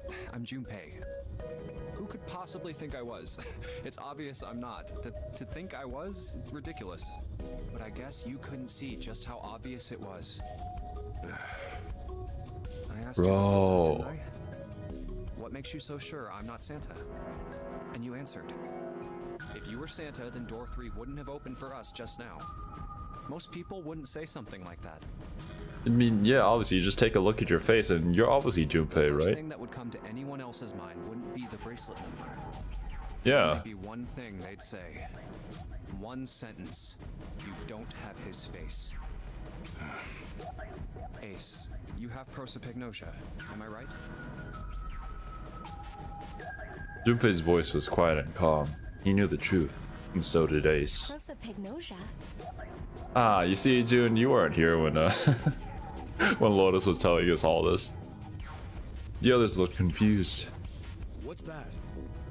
What are you gonna do, Mr. Fox? I hope it's nothing bad to your donuts. No clue. Prosopagnosia is... He heard Lotus begin to explain it to them. Ace glanced at them, then turned back toward Junpei and sighed. Very well. I confess. I have prosopagnosia. I cannot differentiate human faces. Is that what Okay. this is about? You want to mock me for my disorder? No, not at all. I'm not making fun of you at all. In fact, I feel kind of bad for you. No, the reason I brought this up is that there's an excellent chance the person who killed Snake has prosopagnosia. Oh. Oh. Oh, God. Oh, bro. Also, Mr. Fox, I see you twerking. But man. Man. That's one hell of a turnaround, isn't it? It's like, yeah, Ace, I feel bad for you and your disorder. But you're probably a murderer. What do you mean?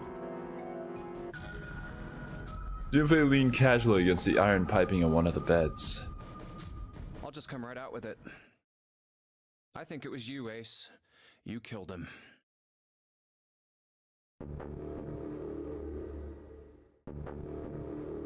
My god. Junpei was suddenly very aware of 5 pairs of eyes on him. He had their undivided attention now. The room had grown very, very quiet. Junpei took a deep breath. That's ridiculous. What possible evidence do you... I have 3 pieces of evidence. Oh, good luck, Serby. I hope you travel safely. The first, think back to a few hours ago. You made us argue over the 3 doors here in the big hospital room. There was no way all 7 people could go through them. Lotus suggested that we sacrifice one of us. Lotus looked away awkwardly. Junpei glanced at her and continued. You, Ace, said, I'll stay here. Why would you say something like that? It's pretty simple, really. You didn't want us to see the dead body in the shower room. You see, if Ace stayed behind, there were only 2 doors the rest of us could go through. Doors 7 and 8. There was no way we could get through door 3, the shower room. Oh my god, that's true! That, didn't you, Ace? That's why you volunteered to stay behind. Come on now, I think that's going a bit far. I can understand if you're jealous of my bravery, but... I understand if you're jealous of my bravery. Please don't Wow. devalue my actions. I only wanted to save the rest of you. Surely you can understand my altruism. You know, dude, when you start using all these big words, you're obviously guilty. Altruism, huh? Man, bro, you just don't understand my altruism, bruh. Junpei stared off into the darkness. That's something very interesting. I lazily began to dig a persistent bit of wax out of his ear. You already knew, didn't you? You knew that whichever doors we took, eventually we'd end up back in the big hospital room. What on earth are you saying? Of course I didn't know that. How could I have? Really? Oh, bro. Bro's the spice. Bleeding was not something they'd heard from Ace before. Junpei pulled the piece of wax from his ear, glanced at it, and flicked it off into the darkness. I don't know why we need this little detail, but okay. Oh, well, that's cool. I've still got 2 more pieces of evidence that say you're the killer. Oh The shit! second is that, as I said earlier, you have prosopagnosia. Then you mean to imply that a person who can't distinguish human faces must be a bad person? Junpei, they call that prejudice. I am not that stupid. Then why? Well, before I explain, I suppose there's something I should tell you. That it's not actually Snake. Corpse in the shower room. Yeah. It's not Snake's. What? Ace's face went pale. The others looked confused as well. If the body wasn't I didn't put it Snake's... together right away, but there was something Clover told me. She said that Snake's left arm was prosthetic. He'd lost his real arm in an accident. But the body we saw in the shower room, let's call him Guy X. Guy X. Guy X's left arm was definitely flesh and blood. In other words, Guy X couldn't possibly have been Snake. Oh god. No. That's impossible. Sonobakana. That's basically a confession, isn't it? Ace had started muttering deliriously to himself, shaking his head back and forth. Who did you kill? Junpei was long past Say, caring. hypothetically, that the killer didn't have prosopagnosia.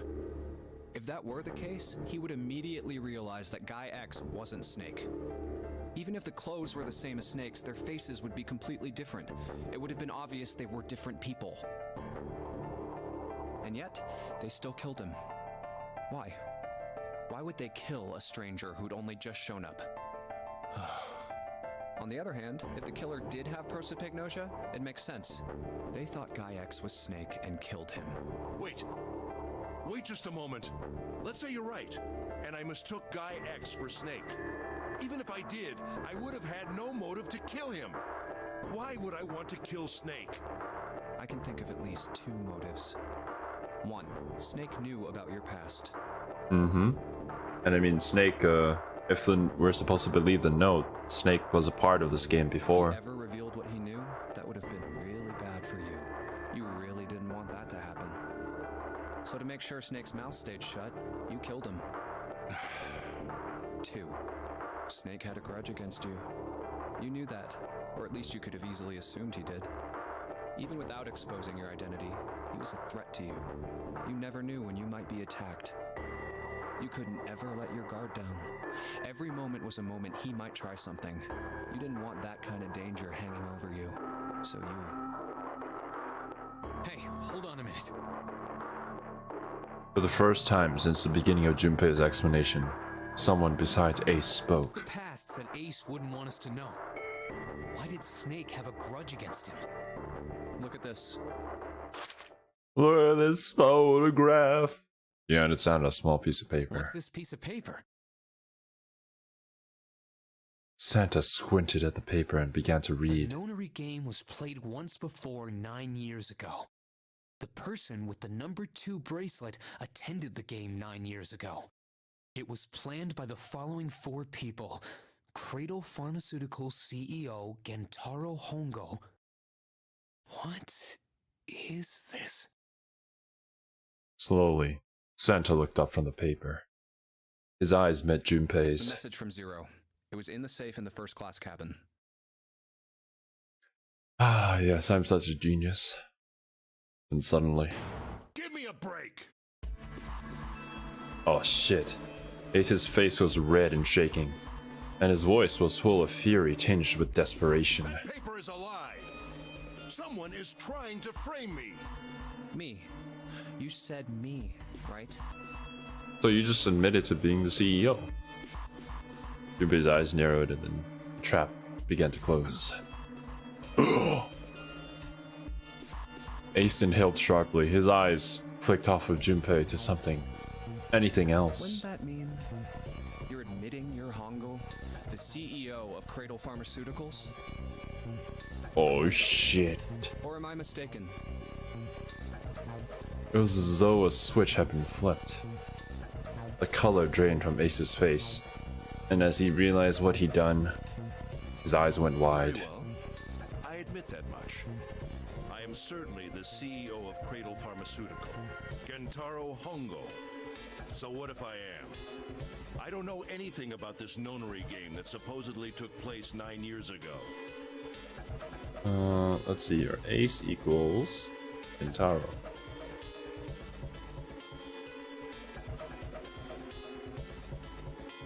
Okay.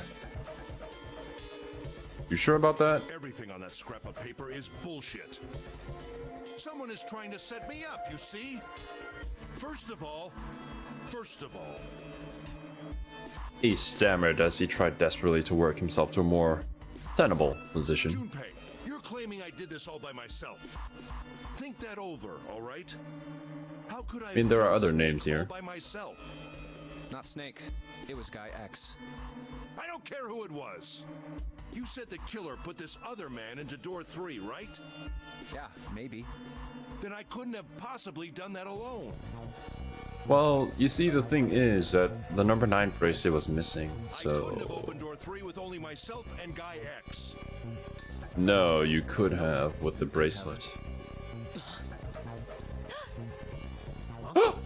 Oh. Oh! What? It's all coming together. Ace's face was tight and his teeth were clenched. Junpei fixed him with a level stare. The trap was about to close. Actually, Ace, when you were unconscious, I took something from you. Remember when you were injected with that anesthetic and fell asleep in the big hospital room? Yeah, back then, I took this. Junpei put his hand into his pocket. No! You couldn't have! Ace's right hand moved. Junpei smiled. I got you, Ace. Your right hand there tells me all I needed to know. Oh my god! What's in your pocket? Oh god! Ace, no! He's getting It's played! the number 9 bracelet, isn't it? Ace, Guy X, and the 9th man's bracelet. That was all you needed to open door 3. Oh god! That's how you killed Guy X all by yourself, Ace. All you needed was the number 9 bracelet in your chest pocket. Ace lowered his hand from where it had stopped, halfway to his pocket. He looked down at the floor, his face hidden from Junpei. All he could see was the corner of Ace's mouth, twitching like a dying If you fish. want to play innocent, that's fine by me. Go ahead, tell me. I don't have the bracelet, if that's what you want to do. But if you could take off your coat and hand it to me, I'd really appreciate it. Otherwise, we'll have to take it from you by force. Right, Seven? Yeah, it'd be my pleasure. Damn, Seven. Seven cracked his knuckles with a sound like gunfire.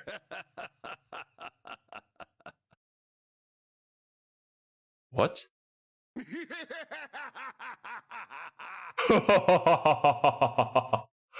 Ace roared with laughter.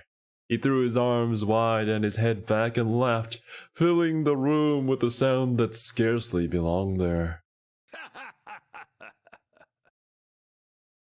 Then it stopped.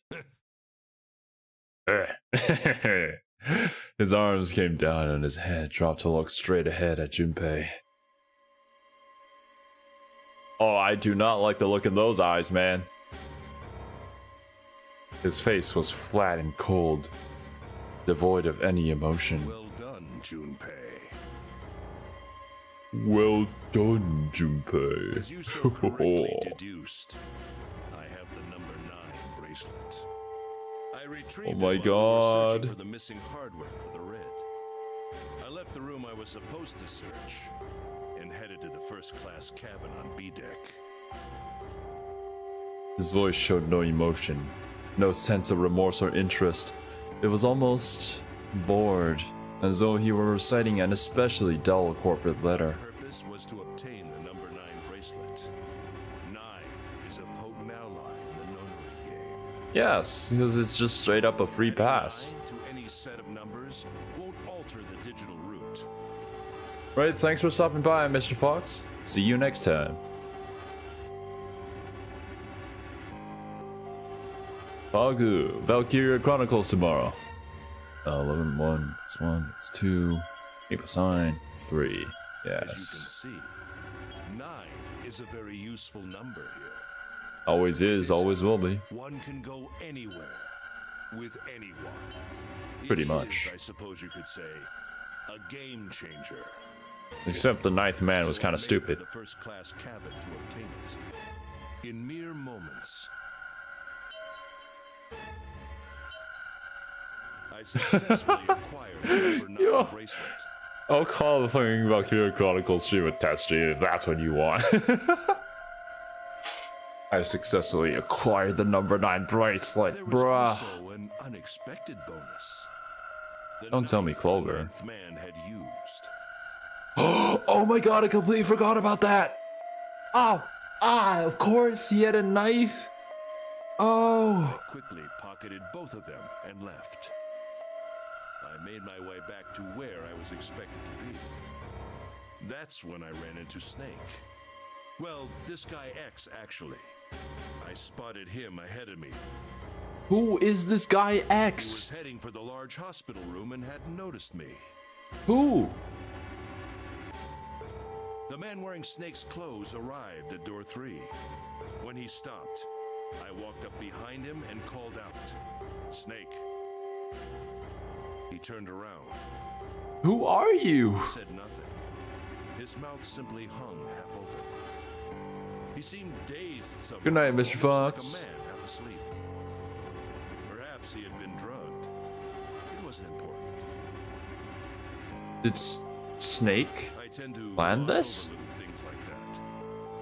I was certain that man was Snake. I knew Snake had taken part in the Nonary game 9 years ago.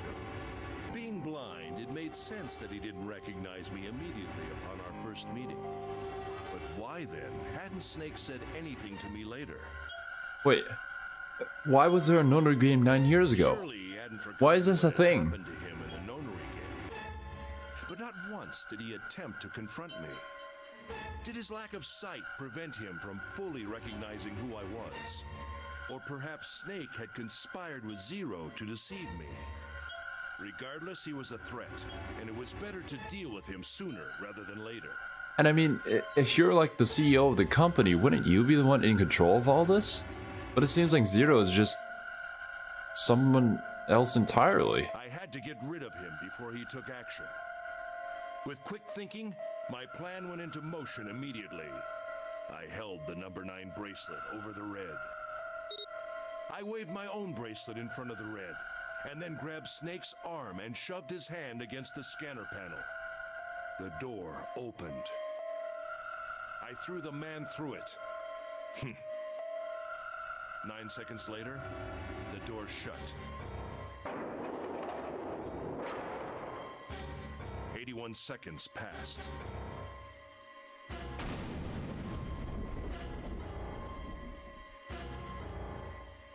The man inside the door passed away. After that, I returned to my post as though nothing had happened. After My conducting my own God. search, I returned to the large hospital room when the 1 a.m. bell rang. Ace's eyes were cold and his cheeks were hollow and pallid. When he spoke, only his lips and tongue moved. The rest of his face was eerily still. Junpei glared at Ace. He took a deep breath and thought about the next question he had to ask. He didn't want to. He knew what the answer would be. He just didn't want to hear it. Junpei swallowed and then spoke. Ace, did you kill Clover? Yes, Why? Why did you kill her? she was Snake's sister. It was possible he had told her something dangerous. Additionally, she had gone through door 1. It seemed likely she might have found it. What?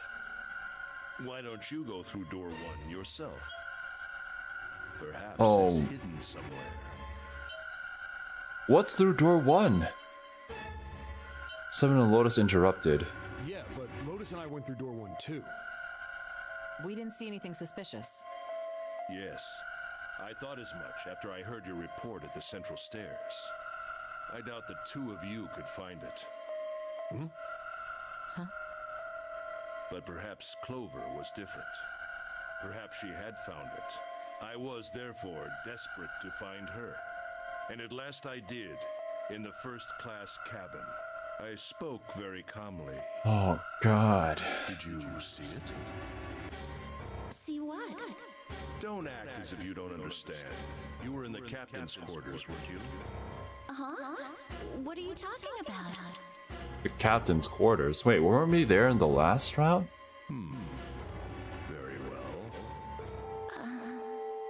By the way, what are you doing here, Clover?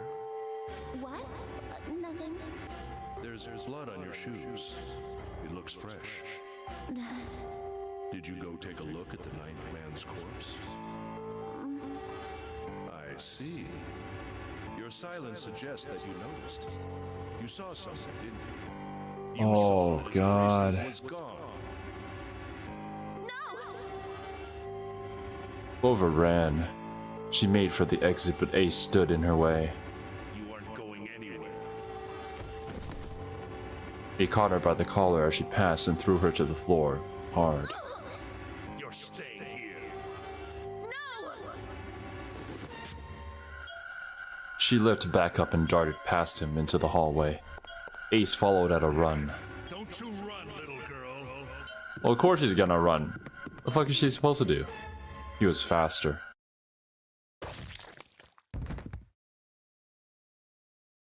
Oh, God. That was how I killed Clover. Why are you like this, Ace? His face hadn't changed. If he felt guilt or remorse, or anything one might feel after taking the life of another human being, it didn't show. You son of a bitch! Seven's whole body trembled with rage, and his voice rumbled with hate. Just slight discomfort for Lotus.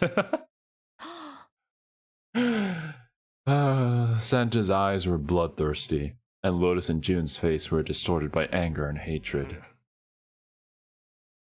Ace looked at them and smiled. It was a cold, cruel thing, with no humor in it. He shook his head and sighed. I admit it. I've lost.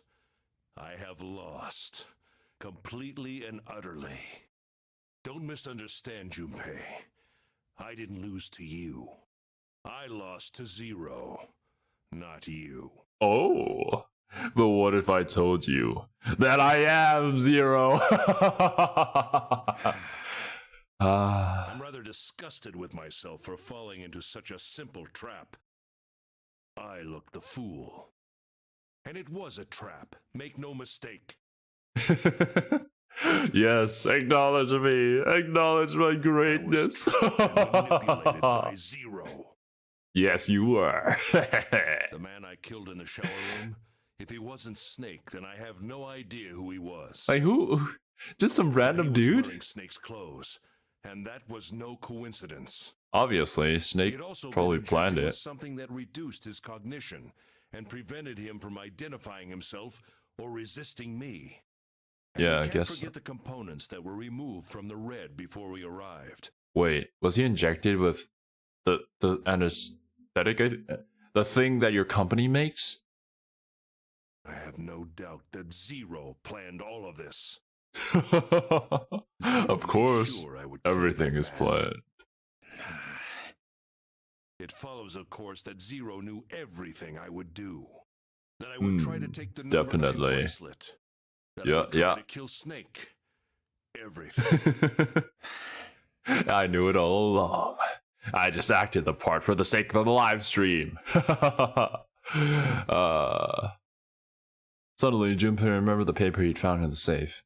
He remembered the last words Xero had written on it. I must punish them for the innocent lives they sacrificed. This is the only warning they will receive. That innocent souls might be saved, I now state the truth. Xero. And he remembered other words he'd heard from Clover. I think Xero is one of us. One by one, Junpei looked at the 5 people standing in front of him. Ace, Santa, June, 7, Lotus. Xero is one of us? Does that mean that it was Snake? No. Wait. There's one more person. Is Snake actually Xero? Died in the shower room isn't Snake. That means he's almost certainly still alive. Maybe Yeah. Snake is Xero. Maybe he made Guy X wear his clothes so that we'd all think he was dead. I feel like this conclusion, though, might be a bit too easy, you know? Where's Snake now? What if he's off somewhere laughing at us? If he is Xero, he must have been lying to us about everything else. Is he watching us? What's... Okay, so what do we do from here? Well, I believe I've finished with my confession. Why don't we get moving? Watching us? Oh wait, yeah, you're right, Chia. He's sitting there blindly looking at us. Unless if he isn't actually blind. Bruh. He sounded as if he just finished doing nothing more exciting than describing the weather. For Santa, it was the last straw. What the hell is this shit? You're Exactly, not bro. going anywhere, you son of a bitch! We're gonna leave your ass here to rot! Why? Because I killed Clover? That's ridiculous. Why are you so upset that I killed the little bitch? Oh. She was nothing to you. A Oof. stranger you only met a few hours ago. Am I wrong? You bastard! 7 roared and lifted a fist that would most likely have shattered Ace's jaw. But someone else was faster.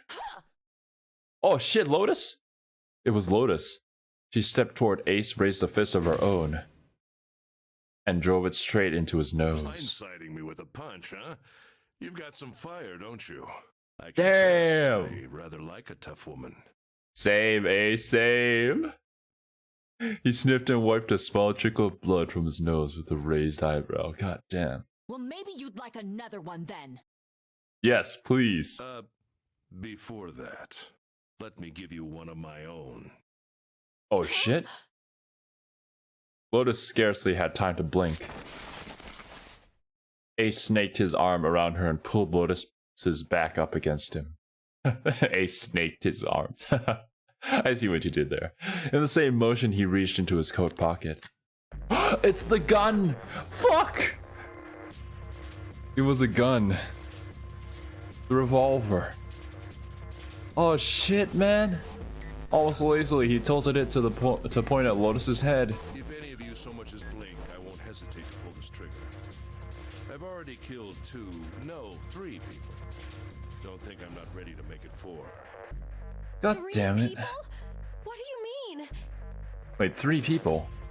The guy that acted like Snake, Clover. Very well. Let me take this opportunity to... The 9th man? The person who killed the 9th man was me. Although I suppose, to be more accurate, I encouraged him to get himself killed. Oh. While we were examining the main staircase, he came to me and told me his name. I recognized it at once, so I gave him a little push. Just a little white lie. Was he also part of your company? It seems the settings for the dead were altered. Now it only requires a single person to deactivate the detonator in the bracelet. Investigate what's beyond your file. We'll meet again later. And with that... Okay, have a good one, guys. Oh. So that means the 9th man has to have some sort of knowledge about the game, right? Ahead now. Well then. Why is it stopping? God damn it! You lied! Open the door, please! I'm begging you! You know, 9th man, this is the perfect place to say the name of the person who lied to you. But I guess you were panicking. If you really wanted revenge against them, man. There's no time left. Listen, I was lied to. He lied to me. He put me in here. It was him. He killed me. It was him. Just say who it is. Ah, man.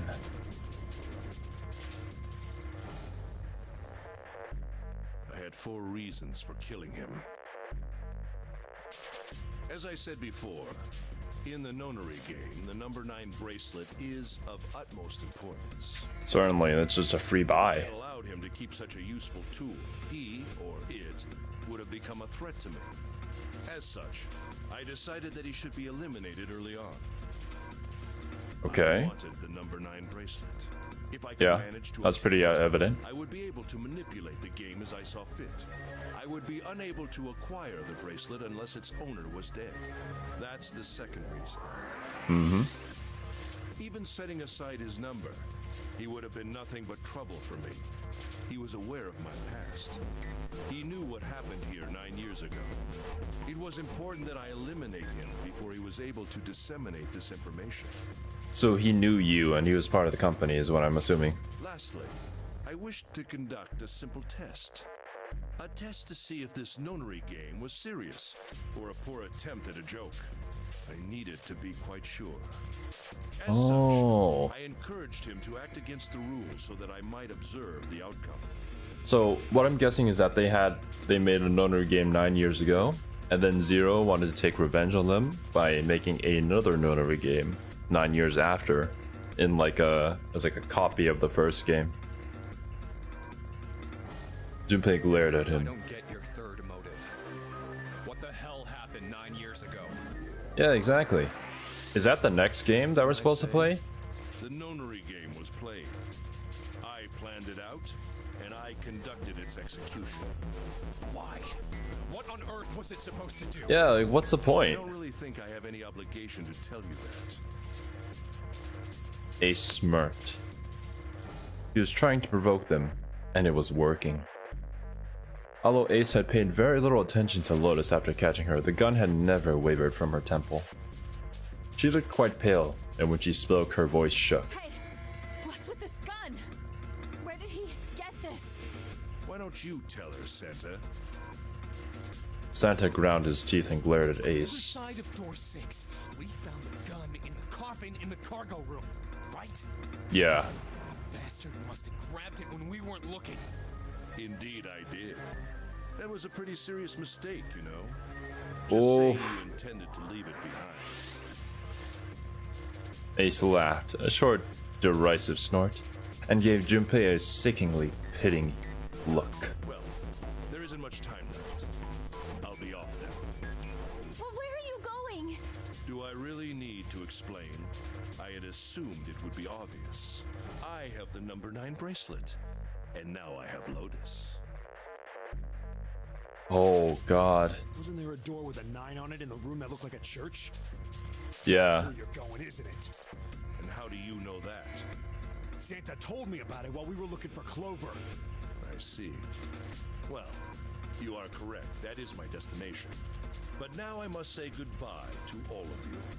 Ah, and please, don't forget my warning. God Move damn the it. trigger. You'll need her alive to open the door, you know. As he spoke, Ace began backing toward the door, practically dragging Lotus behind him. Is there nothing we can do? But we can't risk it. Junpei, Santa, June, and Seven stood frozen. Ace had the face of a man gone mad. They had no doubt he would pull the trigger. Ace had reached the exit. Now, Lotus, open the door for me if you would. He forced Lotus to open it, then turned and addressed them once more.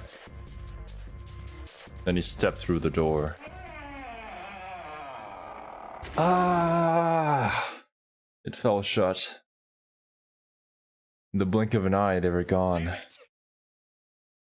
As soon as Ace and Lotus were gone, Junpei and the others leapt for the door in pursuit of Ace. But as Junpei laid his hand on the doorknob, there was a noise behind him. He looked over his shoulder. June collapsed? Well, this is the same image, just replaced with Junpei with Santa. June was kneeling on the floor, breathing heavily. June, what happened? Are you alright? Santa's hands are also really big. Santa ran to June and wrapped his arm around her before she could collapse all the way. Jesus, you're burning up. Your fever's back. Are you okay? What's going on with June too? Like, June's fever had returned again for no apparent reason. Her eyes were watery and her eyelids dropped. Her breath came in dry, shallow gasps. Okay, really, I'm fine. I You really shouldn't be don't think worrying you about are. Lotus. Also, are you part of this, June? She was breathing hard now and she could barely summon the strength to But- talk. Junpei was torn. He couldn't leave June alone in the state she was in. But every moment they waited, Ace was farther away, Lotus's life in his hands. What was Junpei supposed to do? June's eyes drifted to Junpei's. She managed to muster a weak Junpei, smile. Don't worry about me. I just need a little rest. I'll be fine. Don't you remember? I just needed to rest a little bit last time. So please, please save Lotus. Think about what Ace has already done, Junpei. When he's got what he needs from Lotus, you really think he's just gonna let her walk away? Yeah, no. Damn it. You guys go on ahead. I don't know, June, but this is awfully too, As soon as June starts feeling better, we'll such follow good you. timing. Jesus. Junpei looked at June. She nodded once. She couldn't manage much more. But it was all the confirmation Junpei needed. His resolve was set. All right, come on, Seven. We're going after Ace. Oh god. Santa, Oh yeah, you take brother. good care of June. I'm trusting you. Got it. Santa nodded. Junpei turned, before he had a chance to change his mind, and started running toward the door. He could hear Seven's heavy footsteps behind go. him. Junpei and Seven exploded into the hallway, with their feet pounding the metal floor as they ran. I don't think this is the good end, guys.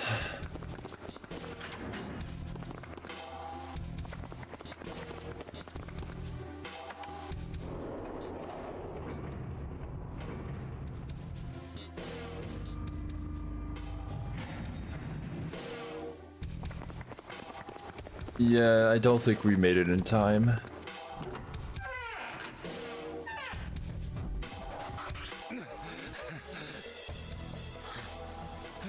Oh man. Junpei 7 had finally arrived at the church, exhausted and out of breath. As their lungs struggled to catch their breath, their eyes frantically scanned the room. Where are they? I don't see them. You think they already went through? He reached up to wipe a palm full of sweat from his brow. Maybe. Even as he spoke, Junpei was already on his way to the larger of the number 9 doors. Let's check the red. The display panel read vacant. He spun around and headed toward the smaller door. This read would tell him if Ace and Lotus had moved to another room. Engaged. It's occupied. Yeah, they're in there. Lotus went through here. Yeah, it seems like it. Junpei and 7 stepped away from the door. They retreated to the center of the room and began to talk. What do we do now? Yeah, what should we do? Well, the big door is still vacant, but... The two of us can't do anything with it. Yeah. Yeah, not even counting how our digital route is at 9. Just then, as they were pondering what to do next. Gunshot? No, wait! There was that noise coming from the coffin last time we were here. Noise like someone hitting a thick wooden panel. What's that sound?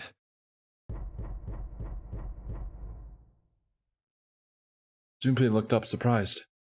7 followed suit, his eyes swelling, jumping around the room, looking for the source of the sound.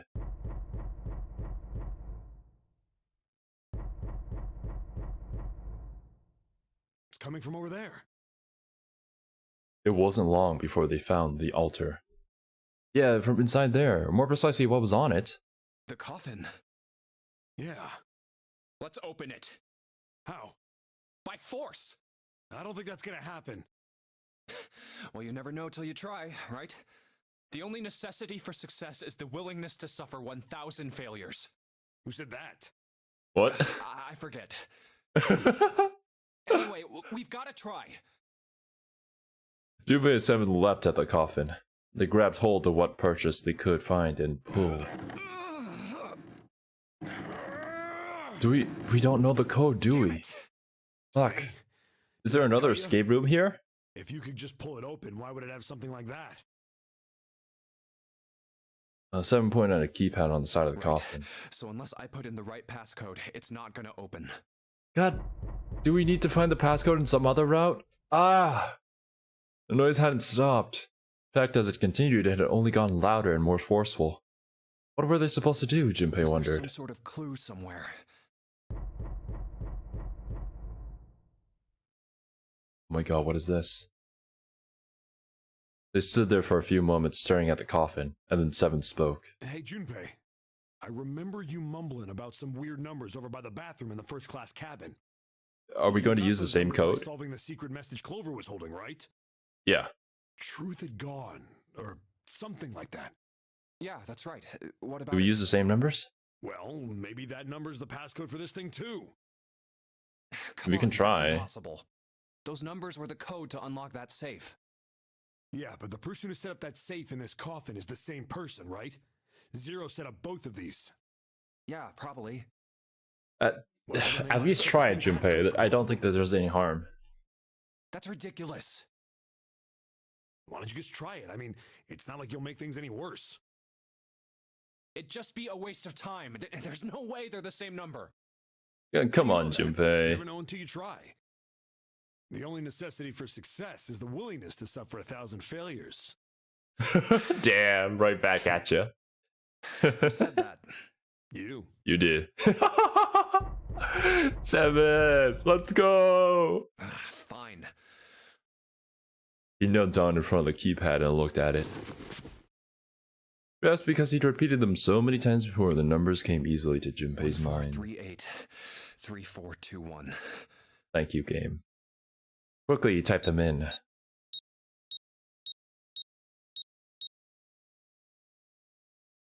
He checked that he'd entered the right numbers, took a deep breath, and pressed the E button.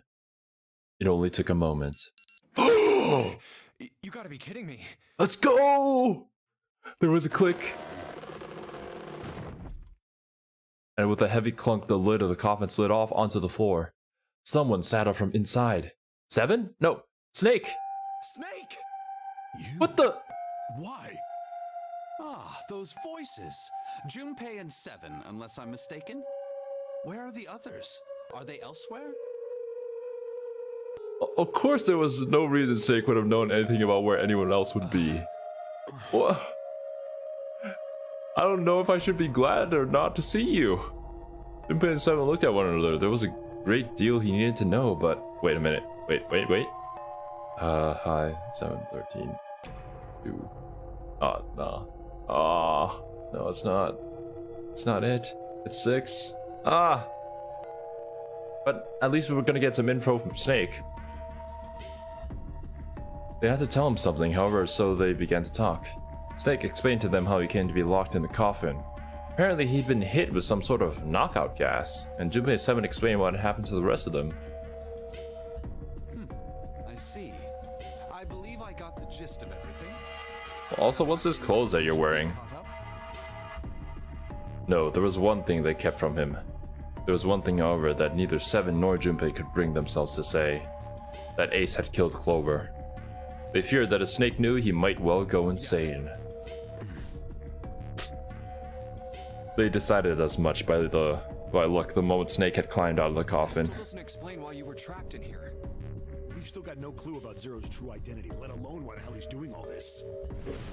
Why did he put Guy X in Snake's clothes? Yeah. Is all this stuff somehow related to that Nonary game that was played 9 years ago? Snake, do you know anything?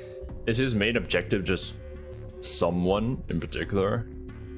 Junpei put the question to Snake. His answer was less than illuminating. What are you talking about? I apologize, but I have no idea what you're saying. It seemed as though Snake was perhaps not being entirely honest, but that knowledge did Junpei and 7 little good. Come on, just tell us if you know. I don't know what to tell you. How can I know something I don't? Are you serious, bro? No matter how many times they asked, he insisted that he knew nothing. It was becoming clear that Snake wouldn't give in, and every second they spent asking him was a second wasted. We're running out of time. We need to go after Ace. But you can't. They stood in silence, the overpowering atmosphere of the chapel almost stifling. Junpei 7 and Snake simply stood at a loss for what they should do next. What do we do now? He glanced over at Snake's wrist. Sure enough, he could see the 2 on the bracelet on Snake's wrist. The 3 of us can't make a digital route of 9. Yeah. We just get 5. We're stuck here then.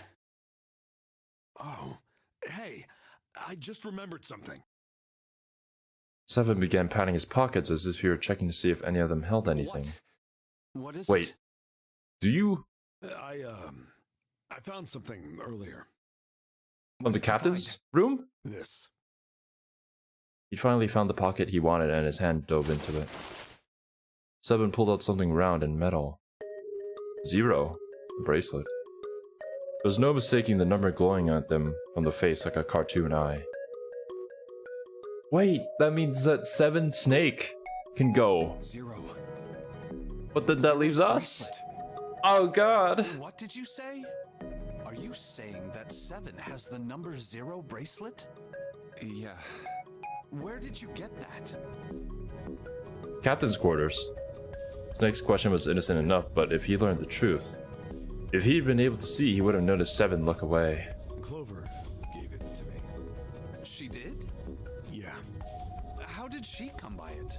Well, she found it. See, on the other side of door 1, A deck, the captain's quarters.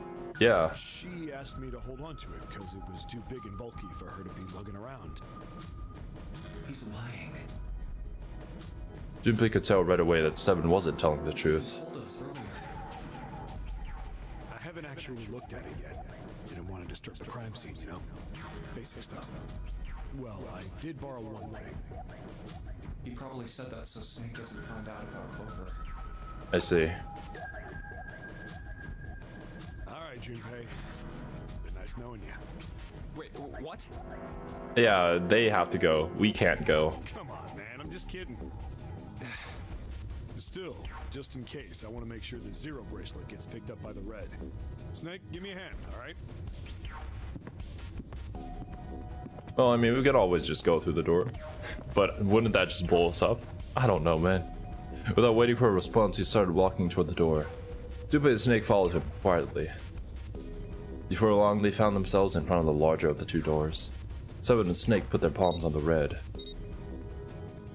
Once they'd done that, Seven put the number 0 bracelet on the scanner panel as well. Yep, the third asterisk appeared on the screen. 7 plus 2 plus 0 equals 9. Now they just needed to pull a lever and the door would open. Error. Isn't it opening? What? Well, the third asterisk lit up, so it must have registered the 0 bracelet. Maybe it isn't actually 0. Huh? What? That bracelet may not actually produce the number 0 when scanned. Is it 10? Is what I'm saying. Why don't we try a few different combinations? Perhaps we can determine what number that bracelet actually contains. Oh, got it. Junpei nodded. They decided to use the following combination. Oh god, okay. 9. Assuming it's 10. Use 7. 8. I mean, we could just keep trying. What if we used all of us? Let's try all 3 of us and the bracelet. Snake plus Junpei plus 7, 2 plus 5 plus 7 equals 14. If this 5. combination works, then the number for this bracelet is 4.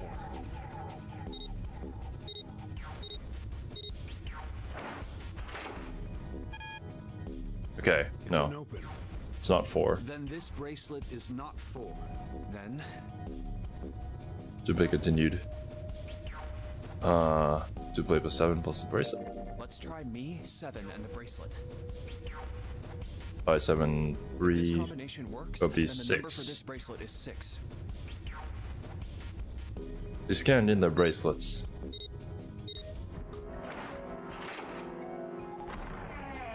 Wait. Why is it 6? Yes, so it would seem. That's June's number. Simon clearly hadn't thought their experimentation would produce anything useful and looked rather confused. Snake was, as usual, calm and smug. The door slid closed. Junpei's forehead furrowed as he The bracelet thought. is actually 6. Yeah, But how is that possible? The display on the bracelet clearly shows a 0. what is that noise? Suddenly, from somewhere far beneath them, they heard the creaking groan of tearing metal. Time is up, guys. Time is up. With it came the sound of water pouring into parts of the ship that had, until recently, been dry. That's not good. I guess our time's just about up, huh? Oh god, we gotta go, guys. We know now that the door can be opened. Let's go. But, Snake, are you sure? Yeah. You know that only Junpei and I can go through this way. You needn't worry. I have a solution to this problem.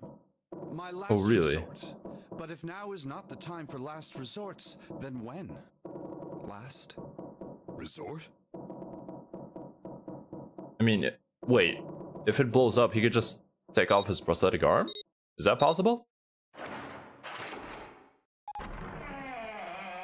It sounds kind of ominous, Snake. I'm gonna trust you, but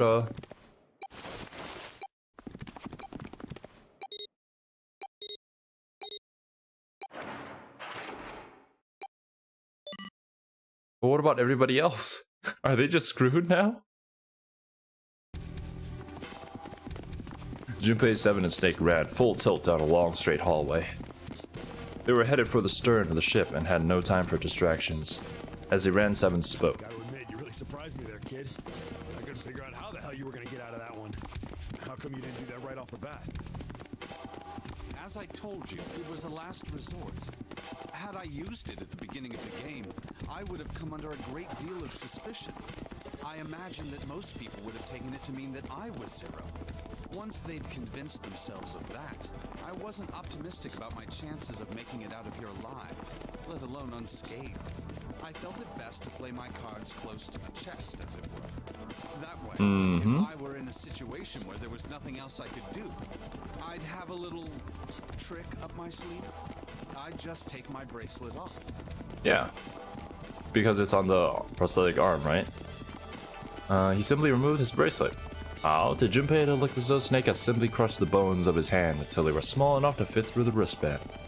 Of course, that would have been practically impossible, so how had he done it? My brother's left arm is... Yeah, it's a prosthetic arm. Snake can slip the bracelet on and toss it into the coffin. I know this is kind of a weird thing to say, but I'm glad that's a fake arm. Oh my god. The door if you don't got a bracelet. Yeah, true. Correct. He'd walk through the door easily without authenticating. He stepped out the other side unscathed and began running down the hall alongside Seven and Junpei. They kept running for a while longer and eventually came upon a set of stairs leading downward on the right side of the hallway. They stopped and peered down the These staircase. stairs connect to the bottom deck. Doesn't look like it's underwater. They nodded quickly to one another and jogged down the stairs. It took only a few minutes to make their way to the bottom deck. There was a single hallway in front of them, at the end of which was a single door. Let's go. Junpei threw it open.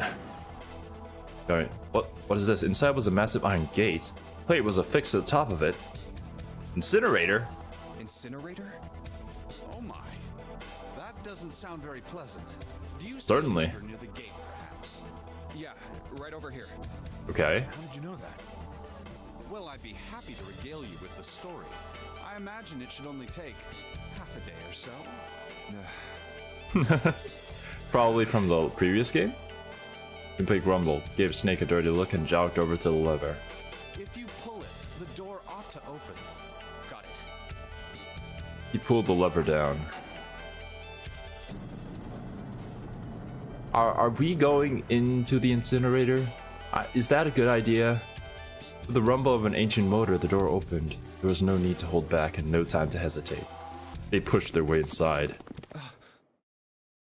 Standing in front of them were Ace and Lotus. Well, well, well. Ace still held the revolver in his hand. It was still pressed hard against Lotus's temple. A small dark bruise had begun to form near the tip.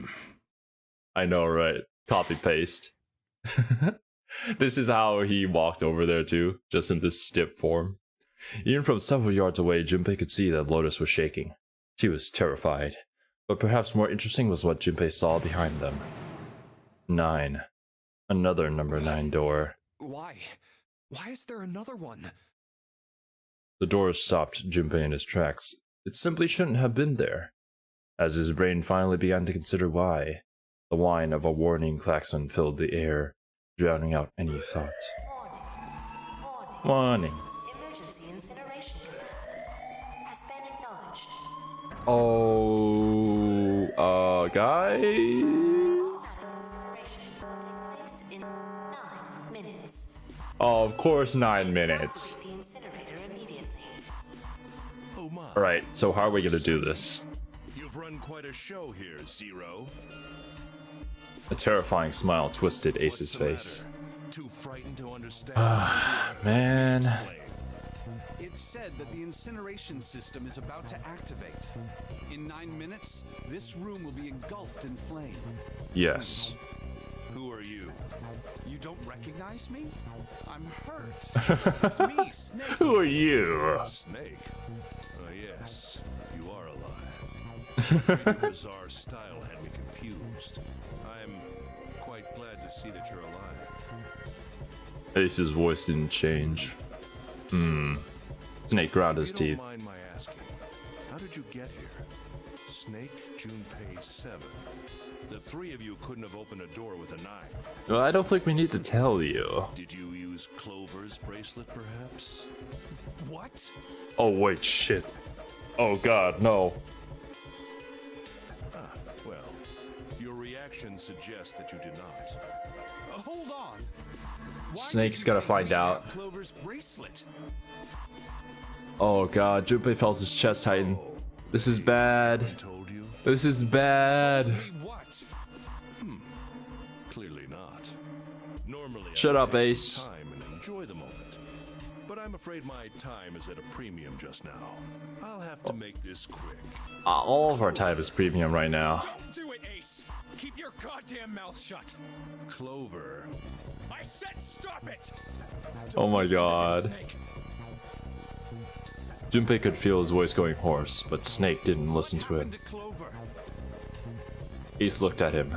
The corner of his mouth curled into the hook of a cruel smile. Oh no, Snake! The color left Snake's face. He shook his head weakly. That's not true. That's impossible. It's a lie. It has to be a lie. Oh, it's quite true. I can assure you of that. I killed her myself, you see. Motherfucker. I'm sorry, did I stutter? Did I stutter? I killed her. Snake's face twisted into a mask of rage, mottled red rising to dot his pale skin. His entire body shook. He looked to Junpei disturbingly like a demon. I would have rather she died with less suffering. Wait a minute, this is actually the first time we've seen Snake's eyes. A bullet in her brain Totomate. perhaps would have been ideal. Unfortunately, that would have made quite a bit of noise. Circumstances being what they were, I was forced to settle for the knife. The one the ninth man had, you remember? Yeah, so I'm guessing that Ace was also the one who stabbed Lotus in that other knife ending, and also stabbed us in the back during that ending. I believe I caught her just below the shoulder blade. I You was shut very up. lucky, in fact. My first thrust went right between her ribs. Her God. flesh was so soft. What is wrong with you? Knife slid in so easily. There was no resistance. That feeling was... I confess, I feel rather excited. What? It is a powerful memory. Jesus Christ, man. I hope I can feel it again. How about no? How about never again? 7 minutes. Guys, we gotta go. I'm going to kill you. Snake's words were a guttural growl, barely audible. What was that? I'll kill you. I'll kill you. Ah, so you're going to kill me. Please do. Come now. Why is Ace such an asshole? Don't listen to him, Snake. Stop it, kid. He's screwing with your head. Is there a problem? What are you waiting for, boy? Don't you want me to send you to join your sister? Oh my god! But Snake could no longer hear them. Snake could no longer hear anything.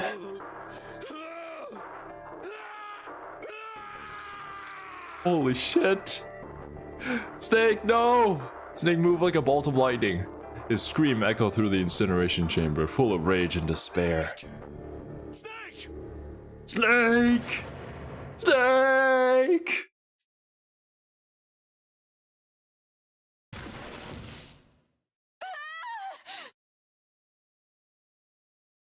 Another scream filled the room. It was Lotus. She ran across the room toward Junpei, her eyes wide with terror. Hurry! This way! Snake's ill-fated attack had loosened Ace's grip on her, and she'd made a run for it. Oh, thank God. She reached Seven and Junpei ducked behind them. Incineration will begin in 5 minutes. Give me the woman. Give me the woman! Literal caveman. He raised the I gun. need her. Without her bracelet, Yeah, sure, I will dude. be unable to open this door. Yeah, sure, dude. Quickly now. Yeah. I don't have time for your shenanigans. Yeah. In the center of the room, Snake's body lay eerily still. He looked like a human larva, prone and vulnerable on the see. floor. Then it would seem I have no choice. Oh god, is he gonna start As blasting? well. Guys. Fortunately, I have 5 bullets left.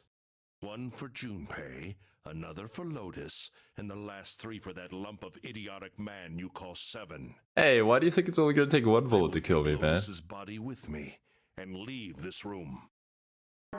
Incineration will begin in 4 minutes. Guys, we need to do this now. It looks as though our time together is at an end. It's time to do the anime thing where we like dodge the bullets in slow motion. Guys? Junpei could see Ace's finger tighten. He could see it begin to squeeze down on the trigger. His body tensed, preparing for the catastrophic impact of hot lead against human flesh. Then it happened. Kill you. Oh, Snake! Yo! Snake stood up. What? No, that's impossible. Yo! For the first time, Ace's composure broke. With obvious effort, Snake lunged forward, one step closer to Ace. Then another. He looked for all the world like a zombie. I'll kill you. Oh my god, Snake! His voice was the mournful wailing of the undead. Get back. Oh, now you're shook. Any closer, I'll get away from me. Little by little, Ace was retreating. Snake didn't stop. He continued his stiff, inexorable approach, his eyes twin pools of pure fury. I said, don't come any closer. Shit, you bastard. No, Snake! Wait, did he use all of his bullets? Oh, Ace's revolver leapt 5 times. 5 times the air in the incinerator was split by the crack of a bullet. Snake's body twitched as 5 clouds of blood and torn flesh leapt into the air across his body. A fine pink mist drifted from his body and disappeared. Junpei didn't have time to ponder what that meant before. Snake still going? Ah, and then his strength was gone, his legs crumbled, and his broken and battered body slid to the floor. Guys, rush him, now! He has no bullets left. But Snake wasn't. He's not done! Oh my god, Snake! Even as a pool of blood beneath him grew, he began to move. He half crawled, half slid toward Ace. Oh my god, this man! What a legend! One bloody arm wrapped itself around Ace's leg. Get away. And the other gripped his thigh with strength that should have been long gone. You son of a bitch! You're a monster! No.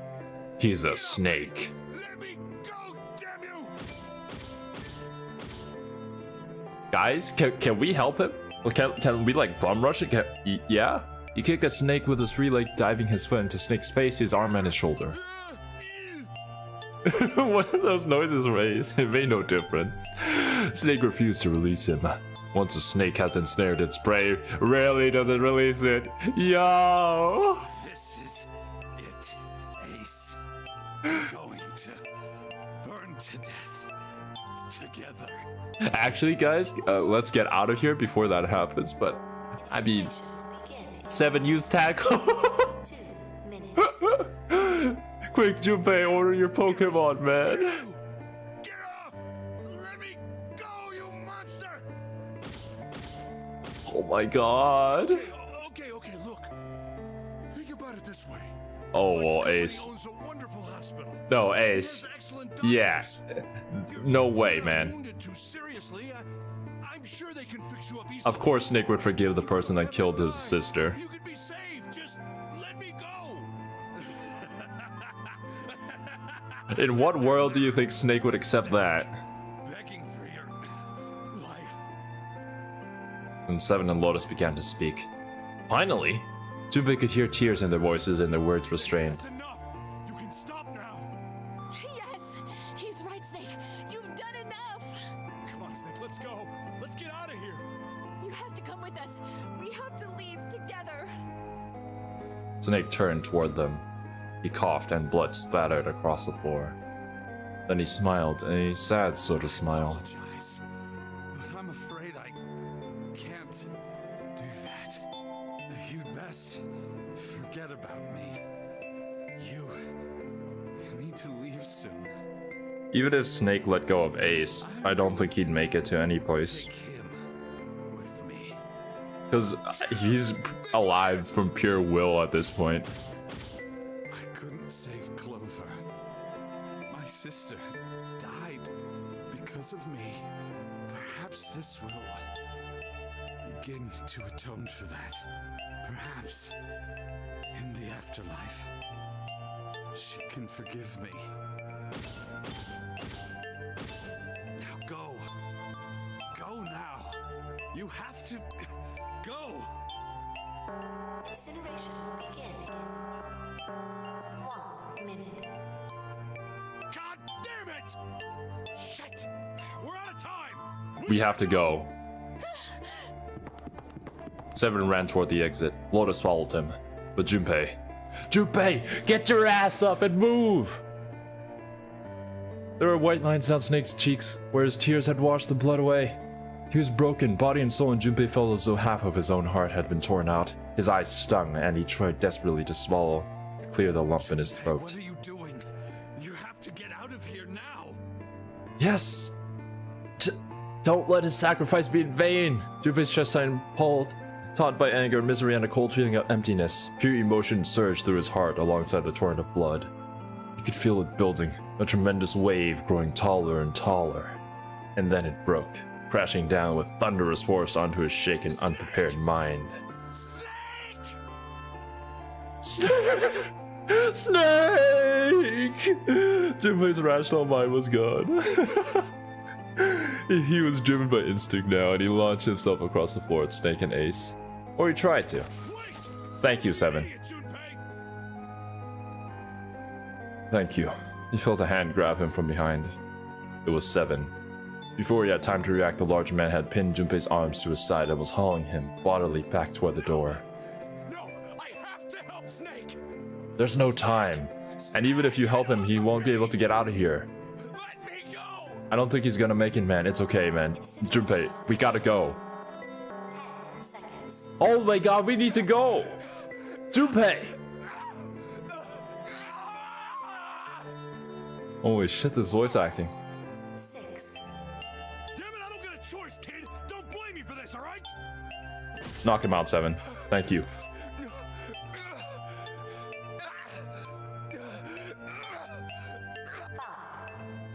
Oh my god, please. Guys! 0.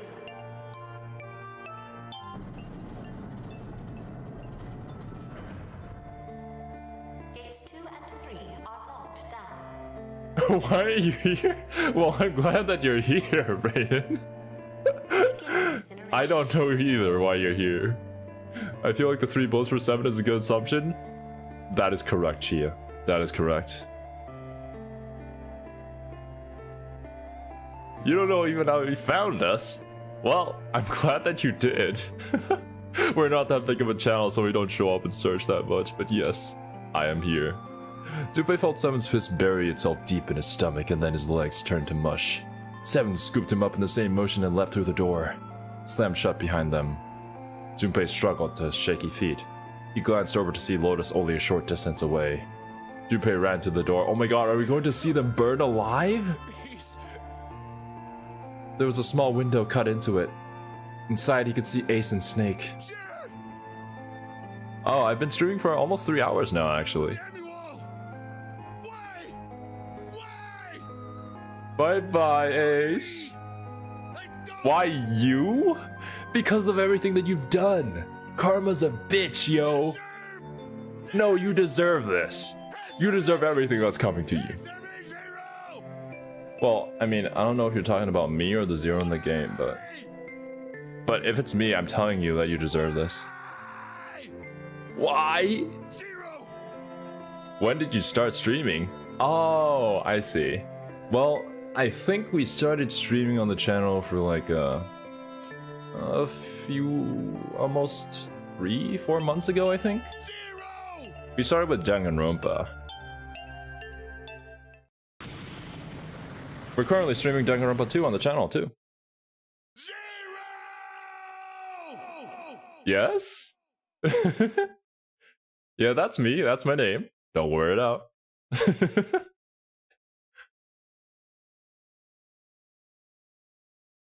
Uh-huh. Oh, ellipses noises. He didn't know how much time passed. He didn't know how long he stood there in front of the incinerator. Holy shit, man. He looked to the side. Lotus's face was ashen, and if not for the hand she put up against the wall, Junpei didn't think she could have stood. Actually, where are we in the flowchart? We're almost there. We're almost at this ending. Simon looked old and tired and used. His eyes stared at the floor, seeing nothing. Oh, God. Junpei said nothing. He simply began to walk toward the open door and the hallway they'd come down earlier. Hey, wait! Junpei! Junpei, where are Junpei, you going? you need to calm down, man. He blinked when their voices broke the silence. He stopped. You stay here.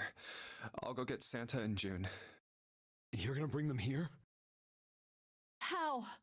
Don't worry about that. Just stay here and wait, alright? Please don't tell me that something happened to Santa and June. He began to walk again.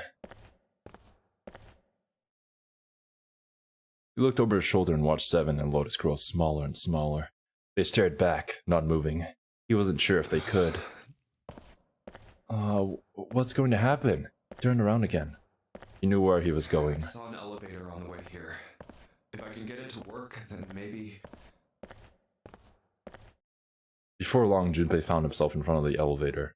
Next to the door was a button with a triangle on it. Work. He pushed it and the door opened. Is this the good ending? I feel like it's not.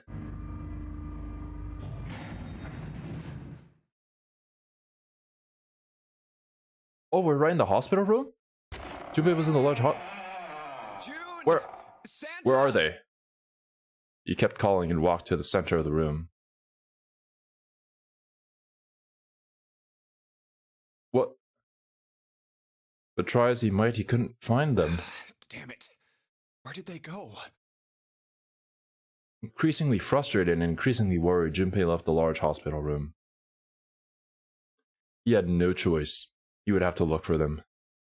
Junpei's heart was heavy. He couldn't shake the feeling, but there was a part of him that felt it would be wrong to, even if he could. With every step he took, his legs felt more and more like lead.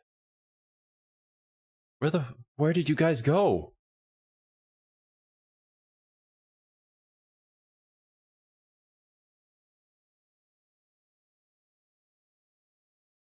So eerily quiet.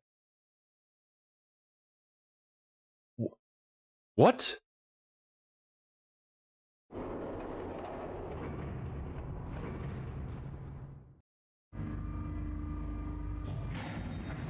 What's going on?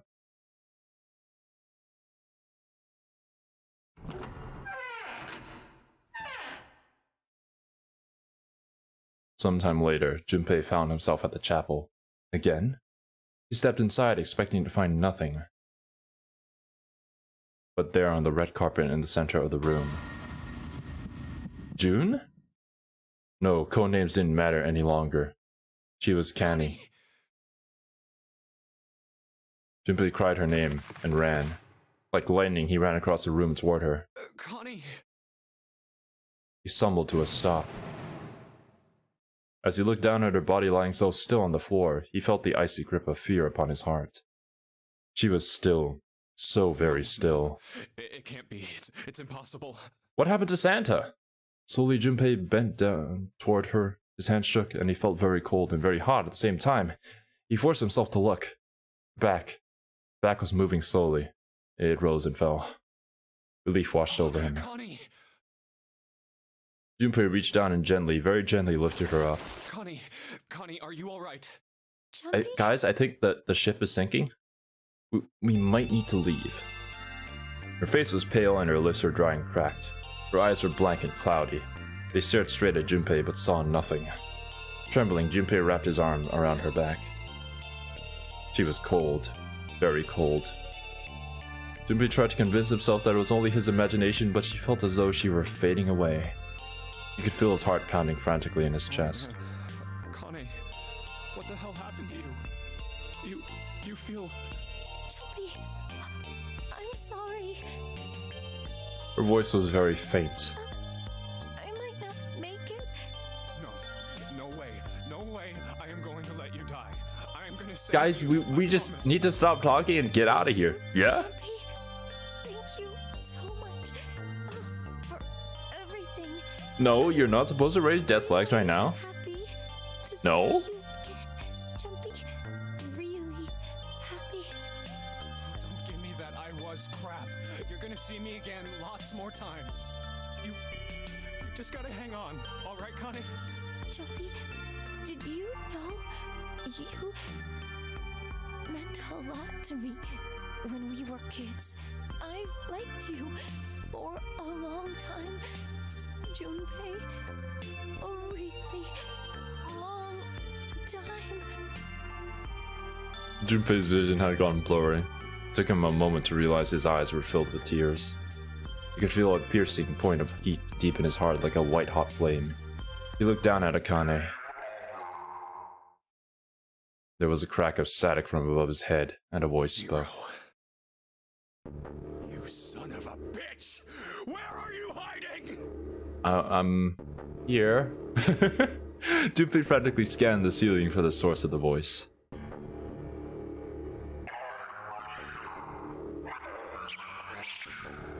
What the hell are you talking about? Santa?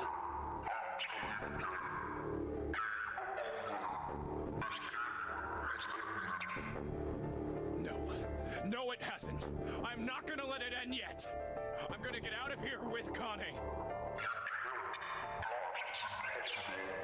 Why? God damn it.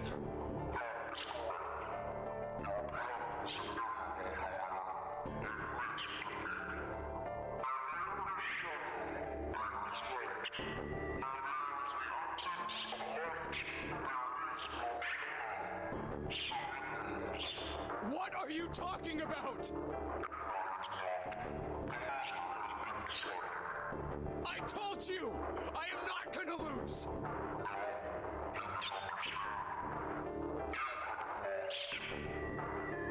What? What? Huh?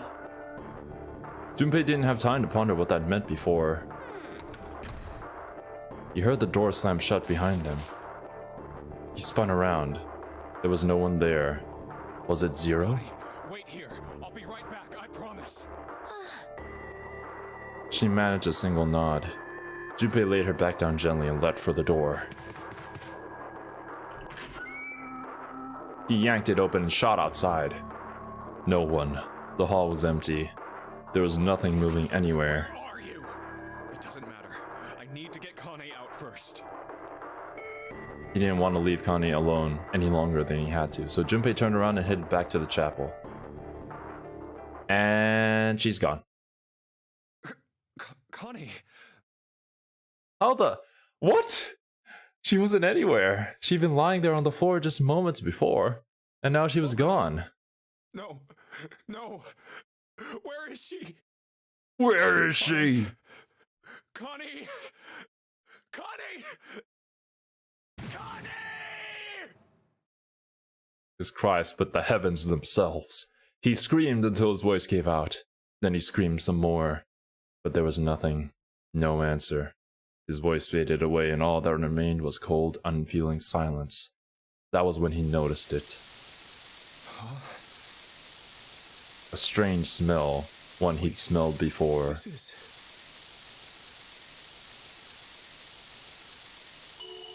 Oh my god. 9 seconds later, Junpei's mind winked out. Of course it's 9 seconds later.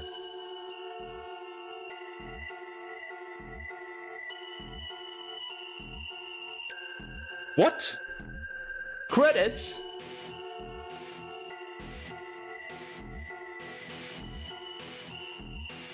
Huh?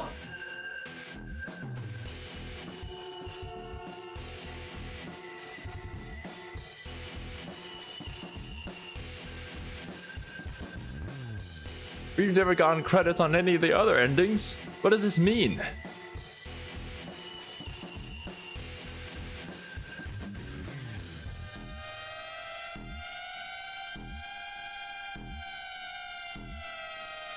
How... Is this like a canonical ending? It didn't seem very nice. I mean, I guess it doesn't have to be like a good ending, quote unquote, in order for it to be the final ending. Yeah, I don't think you can, Gia. Serby probably would want you guys to stay silent too. Man, that ending went on for a while, and my goodness. Snake went out like a boss though.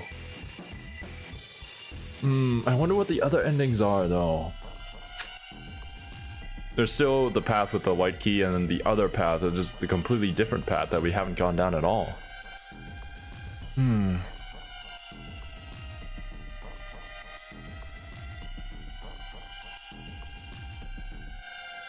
The end. Or is it? Yo. Either way, whether it was canonical or not, that was one hell of an ending. Man. Chance of loss is not 0. Achievement unlocked. Damn. Seek a way out. Seek a door that carries a 9.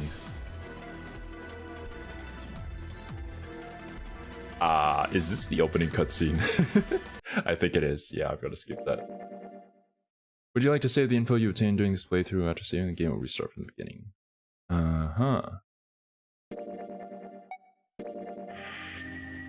Okay, there we go. Oh. We have a yellow key? Oh, I understand. It's like one of those endings that you need to get in order to unlock the actual ending, I'm guessing. Because this yellow key looks really important. Fairly certain that's how it's gonna work. Okay.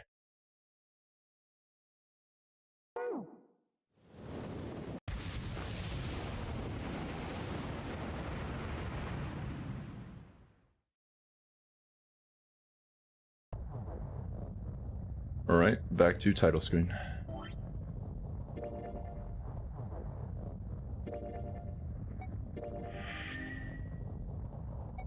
Yes, please. Oh, bro.